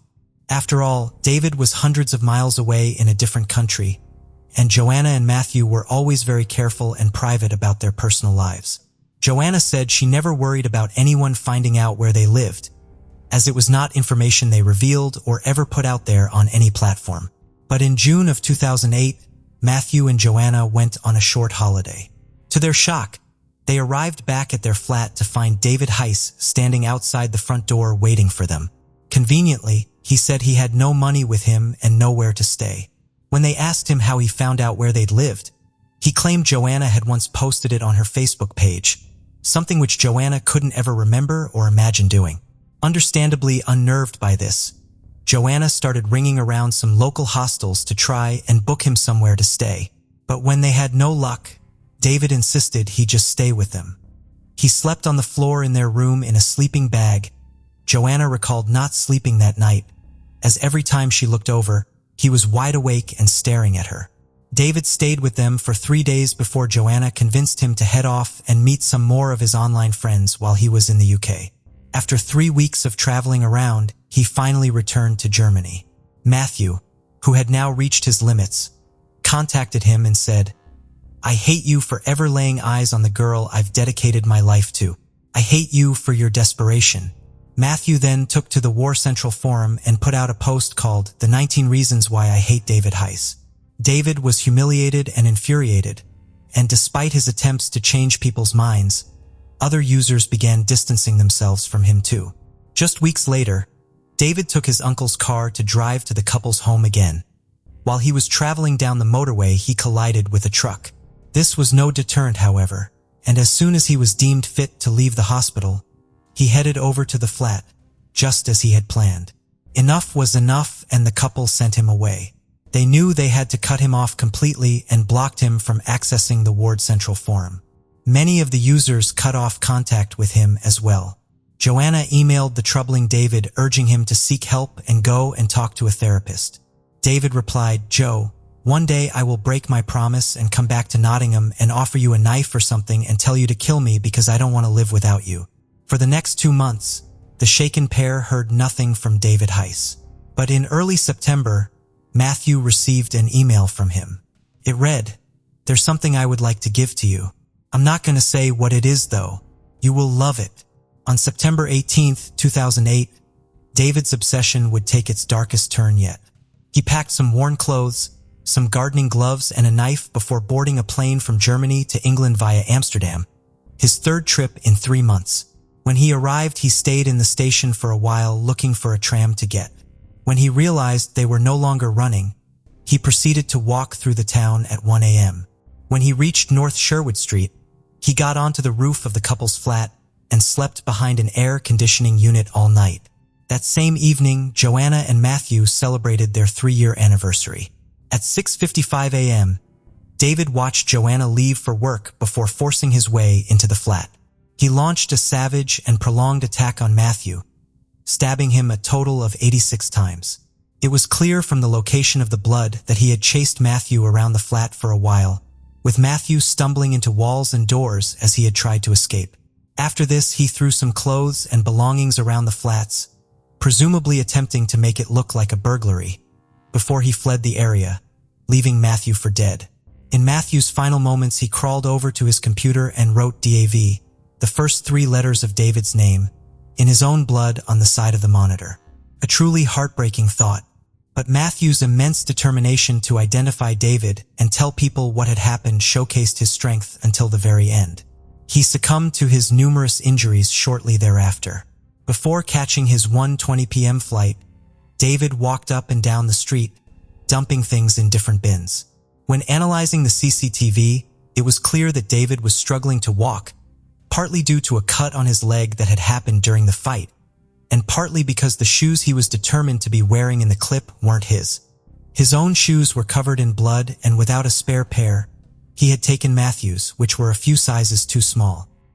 He also disposed of the knife, which was never found, before getting on a flight home, just 16 hours after landing in the United Kingdom.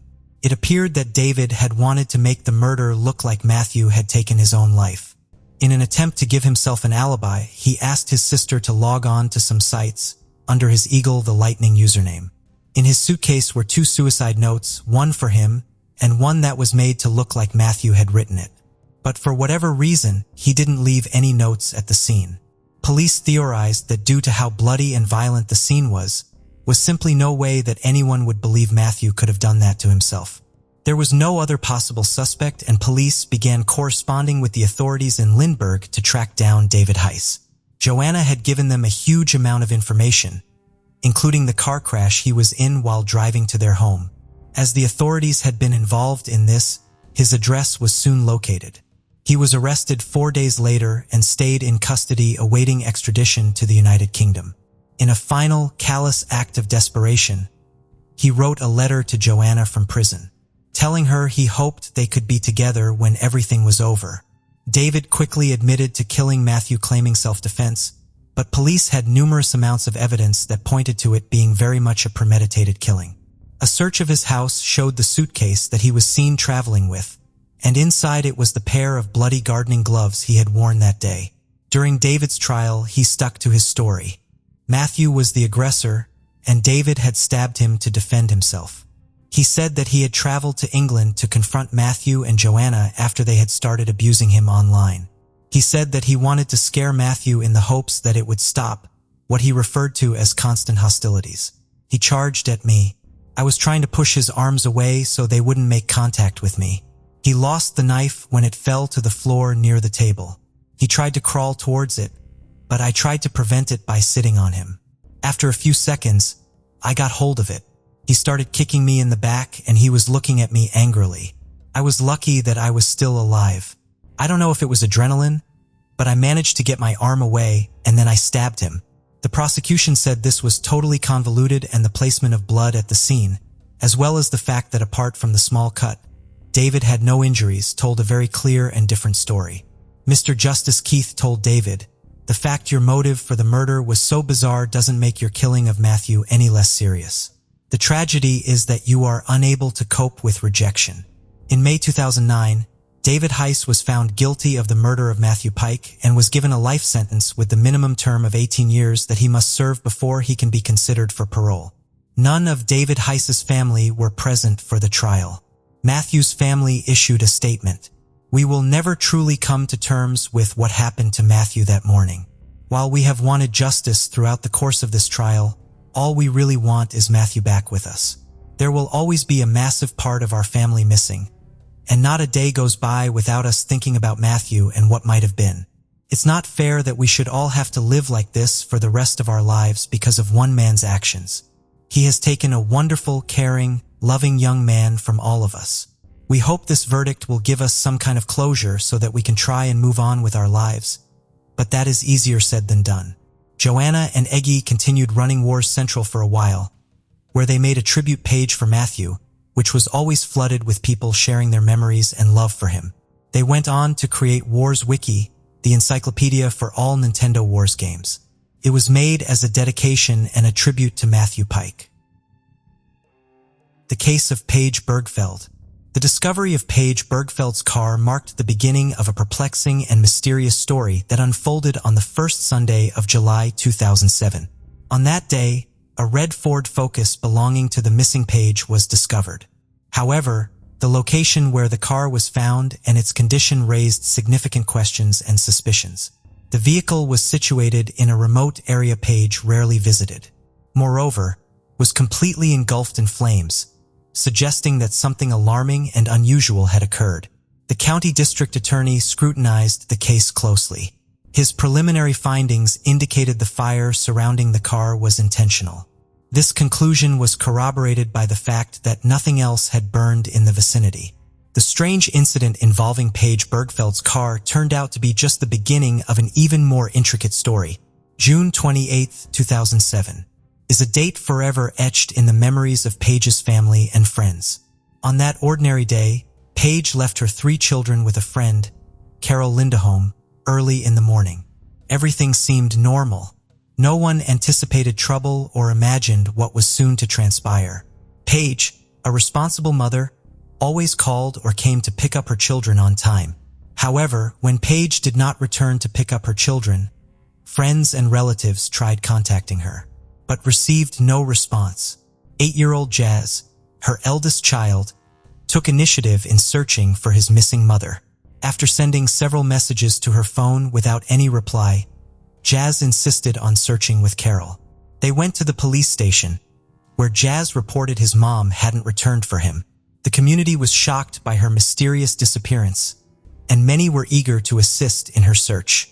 Consequently, a massive public search operation commenced to bring this young woman back to her children and loved ones. That same day, Frank Bergfeld, Paige's father, received a call from an official with the sheriff's department. The message was brief and shocking. His daughter had disappeared. Frank quickly realized something serious was amiss. He attempted to contact Paige, but there was no response. Left with no other option, Frank called his eldest son, Craig, who lived on the opposite side of the country. Without a moment's hesitation, Craig purchased a one-way ticket and arrived in town ready to assist in the search for his sister. Family and friends combined efforts with police and volunteers to initiate a massive search operation. People from various neighborhoods gathered to look for Paige, meticulously combing the surrounding areas and checking every possible corner, where any trace of her could be found. The police began by examining Paige's history with her loved ones to determine if they had any involvement in her disappearance. Naturally, authorities directed their attention to Paige's relationship with her first husband, Howard Bigler. Paige and Howard's relationship traced back to her high school years. After graduating from high school, Paige enrolled in the nursing program at the University of Florida, where she met a young man named Howard Bigler. Their mutual affection led them to start dating. Upon successfully obtaining her nursing degree, Paige returned to Colorado, where she continued living with her family. In 1995, after some time passed, she married Howard Bigler. At first glance, they appeared as a happy couple. They shared numerous interests and views on life. Nonetheless, there was one significant rift. Paige desired to have children and start a family, while Howard did not share this aspiration. This fundamental disagreement sparked several arguments and many discussions. Attempts at compromise failed repeatedly. Thus, in 1997, they decided it best to part ways through divorce. Despite this separation, their bond remained strong enough that the former spouses continued being friends. Later on, Paige married Rob Dixon, but that marriage too ended in divorce. Following her divorce from Rob, Paige reconnected with Howard once more. Howard claimed he was among the last individuals to see Paige alive on the 28th of that month. They met up in Eagle County, Colorado. It was due to personal business. There, they spent Thursday together. The former spouses then returned to their cities. Howard confirmed that they continued to communicate by phone after the meeting. Upon learning of Paige's disappearance, Howard immediately contacted emergency services. While speaking to the operator, he expressed his concern and belief that something terrible had happened to Paige. The phone recording was corroborated by cell tower data showing that on the day Paige disappeared, Howard was in the Denver, Colorado area, which is several hours away from where she vanished. This gave police officers reason to remove Howard from the list of suspects. Police began to examine Paige's relationship with her second husband, Rob Dixon, and quickly uncovered many events that raised questions and warranted further investigation. It turned out that during their marriage, Paige had reported Rob to the police twice for harassment. After her divorce from her first husband, Paige took a job at a strip club in Denver, where she met Rob Dixon. The man was wealthy and had inherited a large fortune through his family's business. Having fallen in love with each other, Paige and Rob did not hesitate and entered into marriage in 1998. The family settled in a luxurious home in Colorado, where Paige fulfilled her dream of becoming a mother. A few years later, the couple had 3 children who became the most important thing in her life. The first years of marriage seemed happy as Paige and Rob were immersed in a world of luxury, leading a well-to-do lifestyle. However, and quite suddenly, things began to fall apart due to financial difficulties Rob faced. Some of his family's businesses had serious problems, and as a result, the economic situation in the family deteriorated so much that Rob was forced to file for bankruptcy. The financial collapse led to a profound family crisis. By 2004, tensions had escalated so that Paige contacted emergency services twice. The first time, she reported that Rob had threatened to kill her and their children, but the time the police arrived, both claimed to have resolved their issues on their own.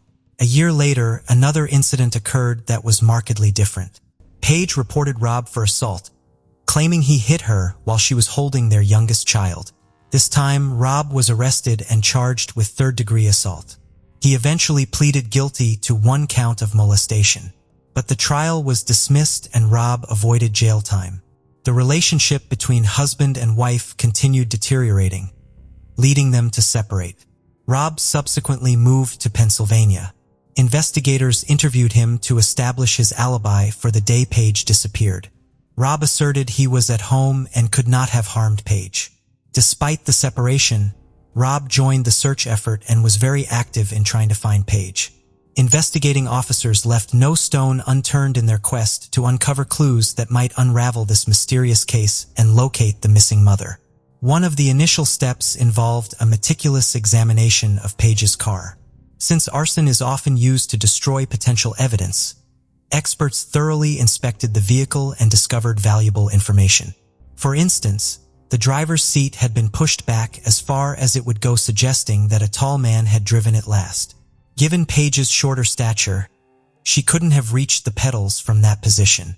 In addition, they found Paige's notebook in the trunk of the car, with several pages torn out, covering June 26th through June 29th. A few days after a burning car was discovered, a driver stopped on a highway southeast of town due to tire problems. A nearby checkbook caught his eye. He promptly reported it to the authorities. As they investigated that section of the road, they also found medical records, insurance cards, and other items belonging to Paige. Sergeant Weiler noticed that several pages from the checkbook had been torn out, and the items were scattered over a considerable distance. Most significantly, a business card found at the scene became key to revisiting the investigation. It was revealed that Paige led a secret life unknown to her loved ones. The business card indicated she worked as son to the alias Carrie. This discovery challenged all previous assumptions about Paige Bergfeld's disappearance. From that point forward, police officers faced previously unimaginable circumstances. After her divorce, Paige realized she needed to work hard and earn enough to provide for her children and meet their needs. She's starting a children's clothing business while simultaneously teaching dance lessons and selling kitchen supplies at a company. Despite her busy schedule, Paige always made time for her children, attended parent-teacher association meetings, and stayed active in school groups. However, this new discovery by the police upended everything known before. It turned out she had been living a completely secret life, with another phone used exclusively for professional activities related to her job as an escort. This phone became essential in unraveling the complex mystery that even Paige's close friends and family couldn't have imagined. Investigators were now faced with many questions. Why did such a devoted mother and successful businesswoman decide to live this double life? How was this secret profession connected to her disappearance? All these queries became priority in the investigation, adding layers of complexity and intrigue. Using the cell phone found in Paige's car, detectives accessed a list of contacts and calls made and received in the hours leading up to her disappearance. The last call from that phone was made on June 28th around 9 p.m. After analyzing this information, 7 individuals were identified as suspects. One of them was Lester Ralph Jones. Investigators paid special attention to Jones due to his criminal history, which included violence against women and kidnapping. For one incident, he served 5 years in prison. But that wasn't that alerted the police. A white car matching the description given by Carol Paige's friend also raised suspicions. Carol shared crucial details with detectives. She recounted a day when Paige approached her car and noticed another white car blocking her driveway. Annoyed, she got behind the wheel to maneuver out, but ended up colliding with the other vehicle. The unknown driver immediately fled the scene. With this information, investigators speculated that Lester might have been obsessed with Paige and possibly following her. Further digging revealed that Lester Jones had tried to schedule an appointment with Paige the day before she disappeared. When questioned, Lester denied knowing anything about Paige's disappearance and provided fingerprints and DNA samples. However, many suspicious items were found in his home. A disposable cell phone, men's wigs, a sheet with an escort services phone number, and women's lingerie in various sizes. Particular attention was given to the disposable cell phone found at Lester's residence. Analysis of call records from Paige's cell phone indicated that on the day she went missing, someone tried contacting her multiple times from an unregistered number. When questioned further, Lester claimed he didn't own a second cell phone, indicating he lied to police. Police determined that the phone had been purchased at a supermarket on North Avenue. store video footage confirmed Lester was indeed the purchaser of that disposable cell phone. When he was shown the video footage, he refused to acknowledge that was him. As a result of all this, Lester Jones became the prime suspect in Paige's disappearance. With no concrete evidence pointing to his guilt, the police to follow him and attempted to find Paige's body in order to have enough evidence to press charges.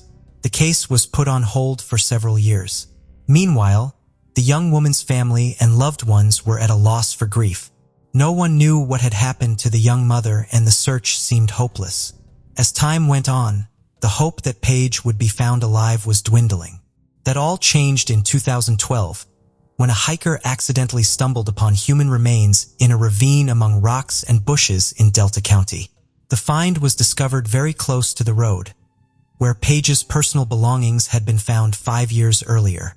Experts who arrived on the scene were almost certain that it was the body of the young mother. The experts ran a DNA test, and the results confirmed that it was Paige. She was found, but it was a grisly end to her story. The exact cause of death could not be determined due to the condition of the body.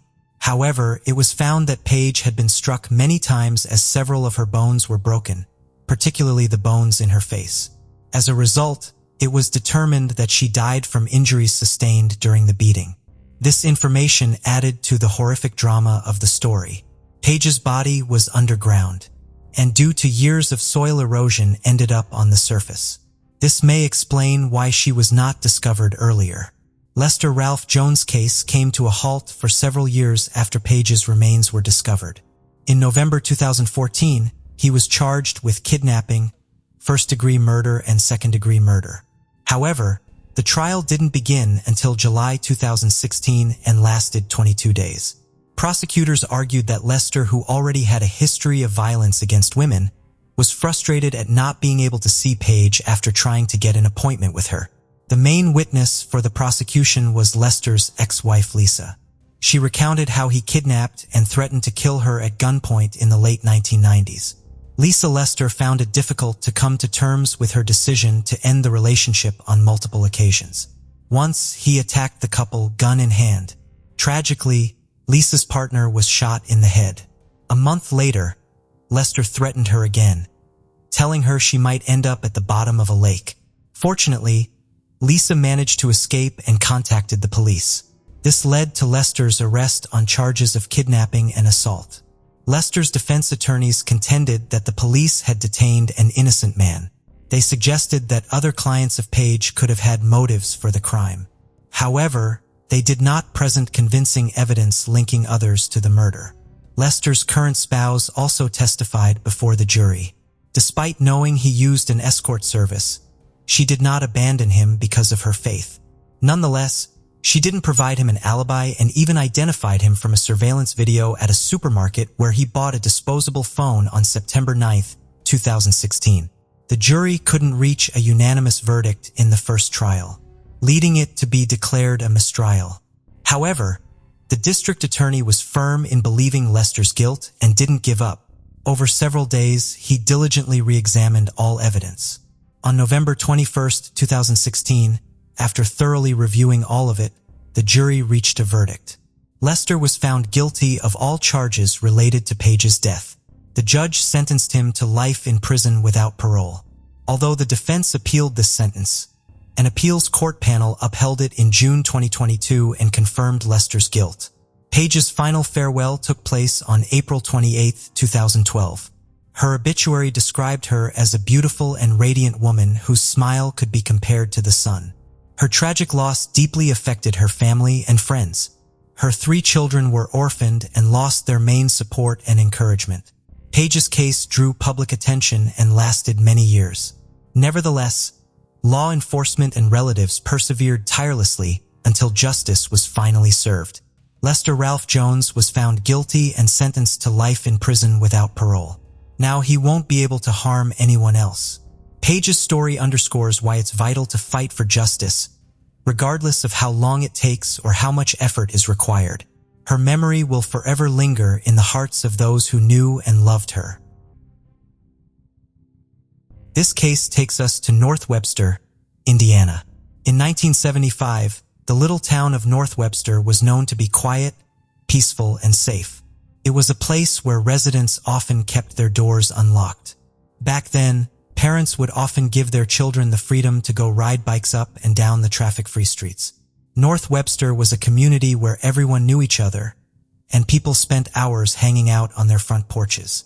But when Laurel Mitchell was murdered, the news of her death sent shockwaves throughout the small town, and residents were faced with the unsettling possibility that the killer could be someone they knew.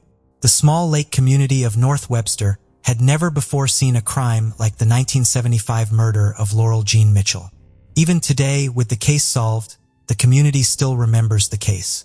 Laurel Jean Mitchell was born on the 24th of May, 1958 to Richard Dick Mitchell and Wilma Mae Mitchell in Whitley County, Indiana.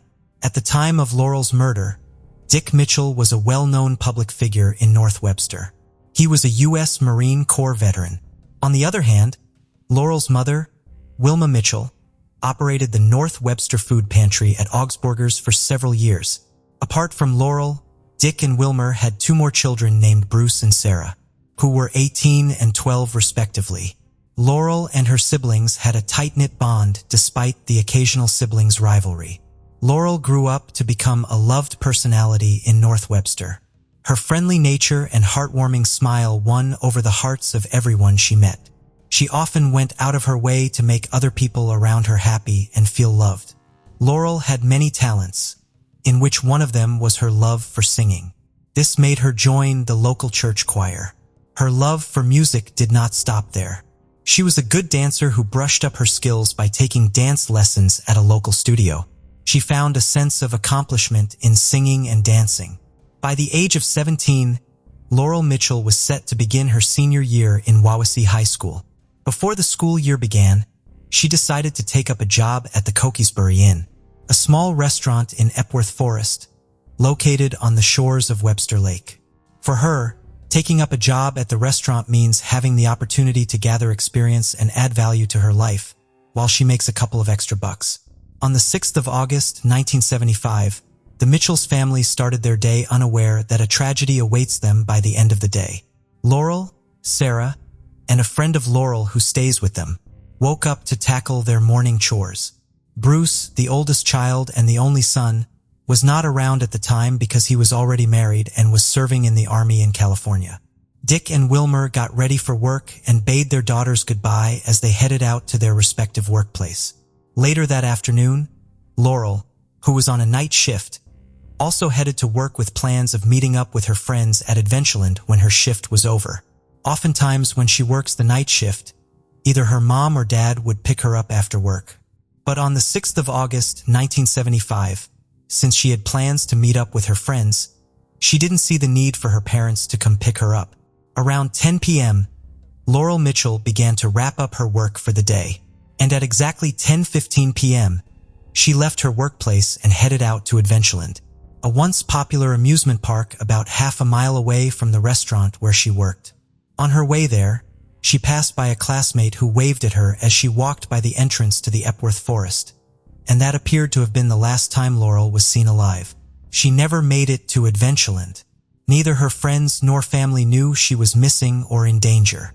Her parents believed she was with her friends at Adventureland, when in reality, her friends for some reason had changed location and gone to the county fair that evening.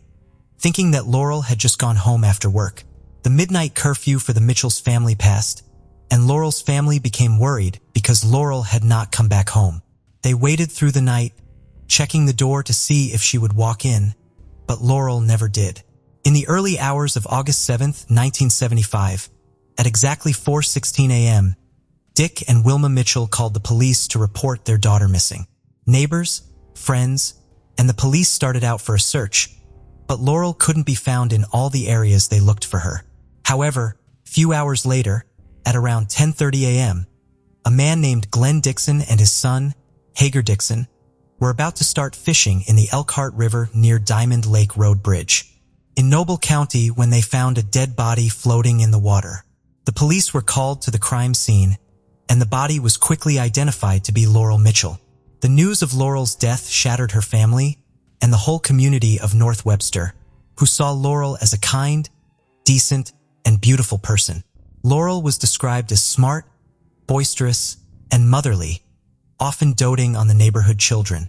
Due to her involvement in the local church choir group, dance classes, and other community events, she was a well-known face in the small town of North Webster. And this was why residents in North Webster were shocked. They wondered who could kill such a sweet girl who wouldn't hurt a fly. On the day Laurel's body was discovered, Dr. Peel Sonk from the Goshen General Hospital in Goshen, Elkhart County, Indiana, performed an autopsy on her. The cause of Laurel's death was determined to be drowning. She showed no obvious signs of trauma aside from several bruises on her hands and shoulder. She was said to have resisted her attacker, fighting for her life. When Laurel was discovered, she was fully clothed, however. The autopsy determined that she had been sexually assaulted. The police ruled the case to be homicide and the search for Laurel's killer began. Indiana State Police, along with the Kosciuszko County Sheriff's Department, the Noble County Sheriff's Department, and the Noble County Coroner's Office opened an investigation into Mitchell's death. Investigators spent thousands of hours trying to solve her murder. They followed every lead. They interviewed neighbors who lived around the crime scene. A woman named Catherine Flynn, who lived at the area at the time of Laurel's murder, told the police that around 10 p.m. on the 6th of August, 1975, that she heard a loud car turn around next door. She said she heard voices say, "Let's get," or "Let's get her." Another resident with the name Frank Overmere told investigators he also heard a loud vehicle in the neighborhood, possibly in Oldsmobile. The police followed these leads and tried all they could, but the killer of Laurel could not be found.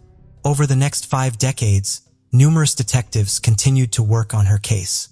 With no improved DNA technology in the 1970s, the Laurel Mitchell's case was gradually getting cold. After waiting for years to get answers, sadly, Dick and Wilmer Mitchell couldn't cheat nature as they passed away from natural causes at the age of 82 in 2012. However, despite the case growing colder by the day, Laurel's sister Sarah Mitchell never gave up hope of finding answers. Every year she would appeal to the media to once again cover her sister's story and always maintain contact with Detective Kevin Smith, who was assigned to Laurel's case. During one of her chats with the detective, Sarah mentioned that a family friend had told her a small band from Delphi, Indiana called Celebrate the Sun, consisting of several boys and girls around the ages of 16 to 20, had played a show that evening at the Cokesbury Inn and had left around the same time Laurel was last seen alive. The family friend also mentioned seeing the same group at the fire station later that evening. He described seeing a woman having a panic attack and hyperventilating outside of the fire station. He said the woman was accompanied by a group of guys all around the ages of 16 to 20 who were trying to calm her down. The detective then told Sarah that this tip had never been reported and felt it was worth investigating. Investigators then tracked down the members of the band. It was, however, discovered that they were a performing church group who were not from Delphi and had never stopped at the fire station that evening. The case went cold again, but in June 2013, a year after Laurel's parents died, Renee Sexton, a Florida woman who was 16 years old and living in Noble County in 1975, contacted the county sheriff's department to inform them that she had gone on a date with a man called John Wayne Leffman, and as he was driving her back home, he admitted his involvement in a crime that he committed with his friend, Fred Bandy. John Wayne Leffman had told the woman details that were consistent with the police findings when Laurel's body was found, including the anatomical findings from the autopsy results.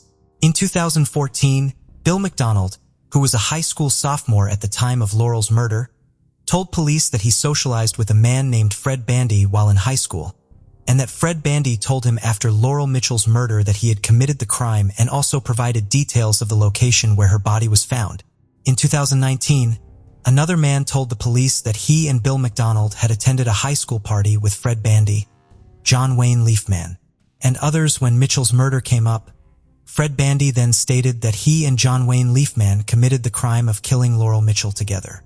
These multiple confessions were what the investigators needed to pursue the case vigorously once again. After the last witness came forward with the same information, in 2019, Laurel Mitchell's clothes and other evidence preserved from the crime scene in 1975 where he submitted for DNA testing at the Indiana State Police Laboratory. The forensics developed a profile for a possible suspect. 3 suspects who were initially on the list of the investigators were eliminated and attention was shifted to Fred Bandy for a buccal swab. On December 5, 2022, authorities visited Fred Bandy at his residence, explaining to him the reason they were there and asking for a sample of his DNA. Surprisingly, Fred Bandy did not put up a fight. He voluntarily provided the DNA sample. Fred Bandy's buccal swab was then taken to the lab for testing, and the results showed that Fred Bandy is more likely to be the contributor of the DNA found in Laurel Jane Mitchell's clothing than any other unknown person. A search warrant on Fred Bandy's home was issued, and during the search, investigators later discovered that Fred Bandy had a 1971 Oldsmobile. In 1975, it is believed that the Oldsmobile was used by him and John Wayne Lefman to bring Mitchell to the Mallard Roost public access site in Noble County, where they forcibly removed her from the vehicle and deliberately drowned her. Additionally, information from the Indiana court database shows that Fred Bandy is a twice-convicted child molester, deemed a sexually violent predator in Elkhart County. On Monday, February 6, 2023, 47 years and 6 months after her death, the Indiana State Police and the Noble County Sheriff's Department arrested Fred Bandy and John Wayne Leveman in their respective homes and charged them with the murder of Laurel G. Mitchell. Both suspects are being held in the Noble County Jail without bond. Following the arrest of Laurel's killers, her sister, Sarah Nicely Mitchell, said, "They basically blew up my family. For a lot of years, it was rage. If I could have killed them myself, I would have. If they gave them the electric chair, I would have thrown the switch. I'm glad they are going to be punished, that they won't be able to hurt anyone else. But she's still dead." She remembered her sister and said, "She was just a good, kind, decent person. She was an awesome person. Wherever she went, she had to take me with her. That wasn't fun for her, but it was for me. She didn't deserve this. She was just in the wrong place at the wrong time." Thank you for joining us on this journey into the depths of unsolved mysteries. Cold cases not only challenge our understanding of the past, but also ignite our curiosity and determination for answers. Remember to subscribe to stay updated on our latest investigations. And if you have any information regarding the cases we've covered, don't hesitate to reach out. Together, we can shed light on the shadows of the past and bring closure to those who seek it. Until next time, stay vigilant, stay curious, and never stop seeking the truth.